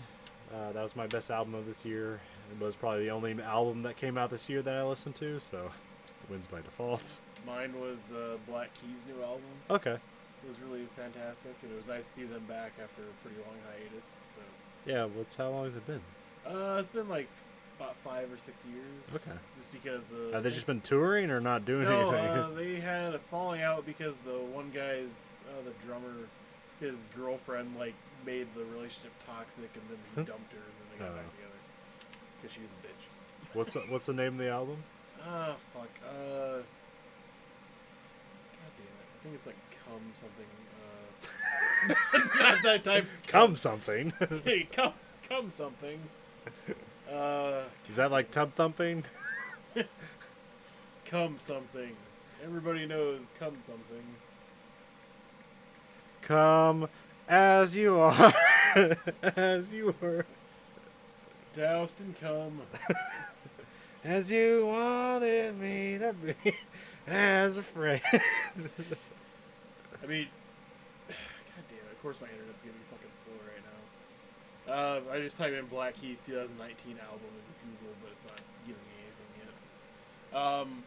But no, it has, I want to say it's like fucking Come Together or Come something. But no, it's really solid all the way through. It has good singles on it. Let's Rock? Yeah, Let's Rock. Okay, but boy, one of the songs must have Come in it, because that's like the most fucking generic album title I've ever heard. Well, the electric it is a rocking chair on the cover. Chair so on front. Okay, never mind. I thought it was better if that was just a rocking chair.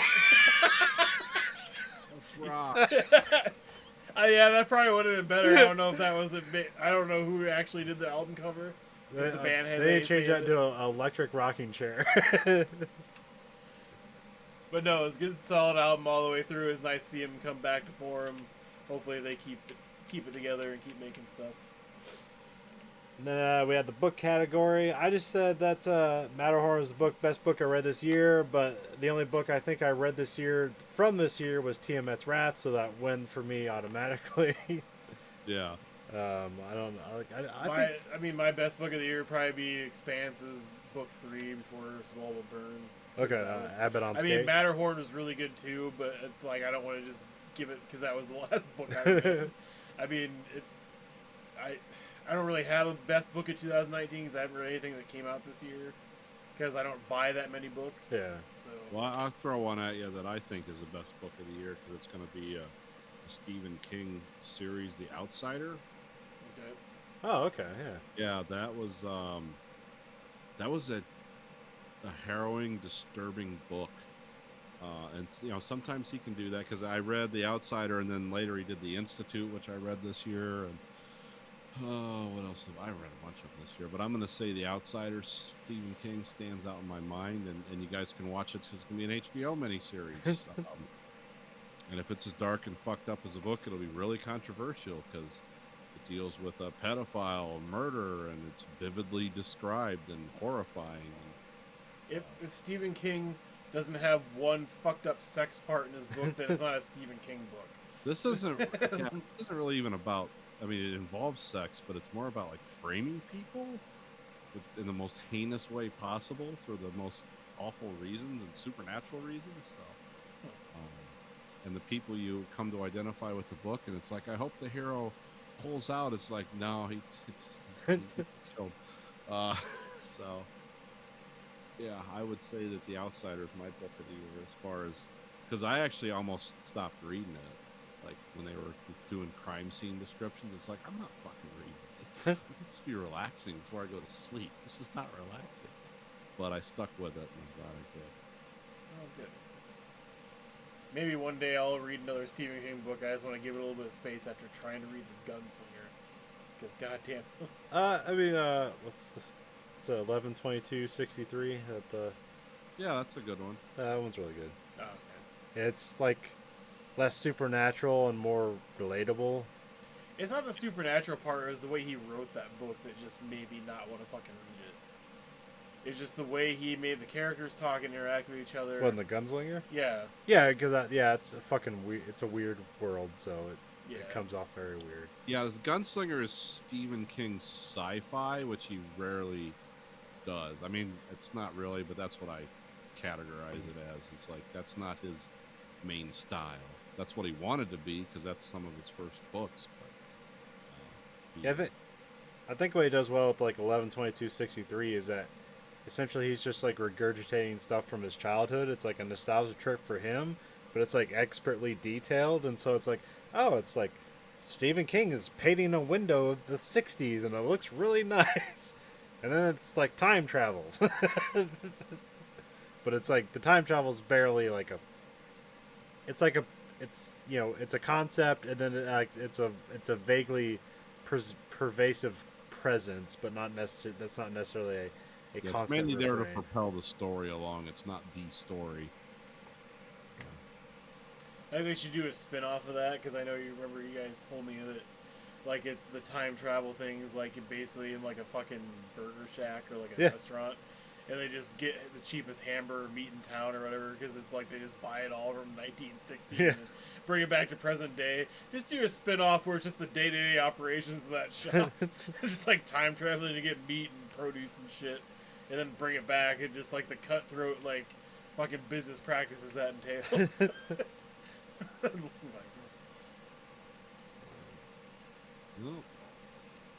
do we have anything else for the best of the year? I don't know. Anybody have any pop-up categories or anything? My pop-up category of the best 3 hours of my life that my wife nagged me about later was watching The Irishman. Should we talk about The Irishman? We'll probably get some sleep. We can talk about The Irishman next week. Okay. Yeah, it's like 2:30 or 1:30. It's only like a 4-hour movie. Well, I mean, I think we should talk about The Irishman. Yeah, I think there's a lot to talk about. So. Yeah, because we'll talk about it next week. Anyway, this week for the American Greed Factory podcast, this is Nathan. This is Conlon. Andrew? Goodbye, America.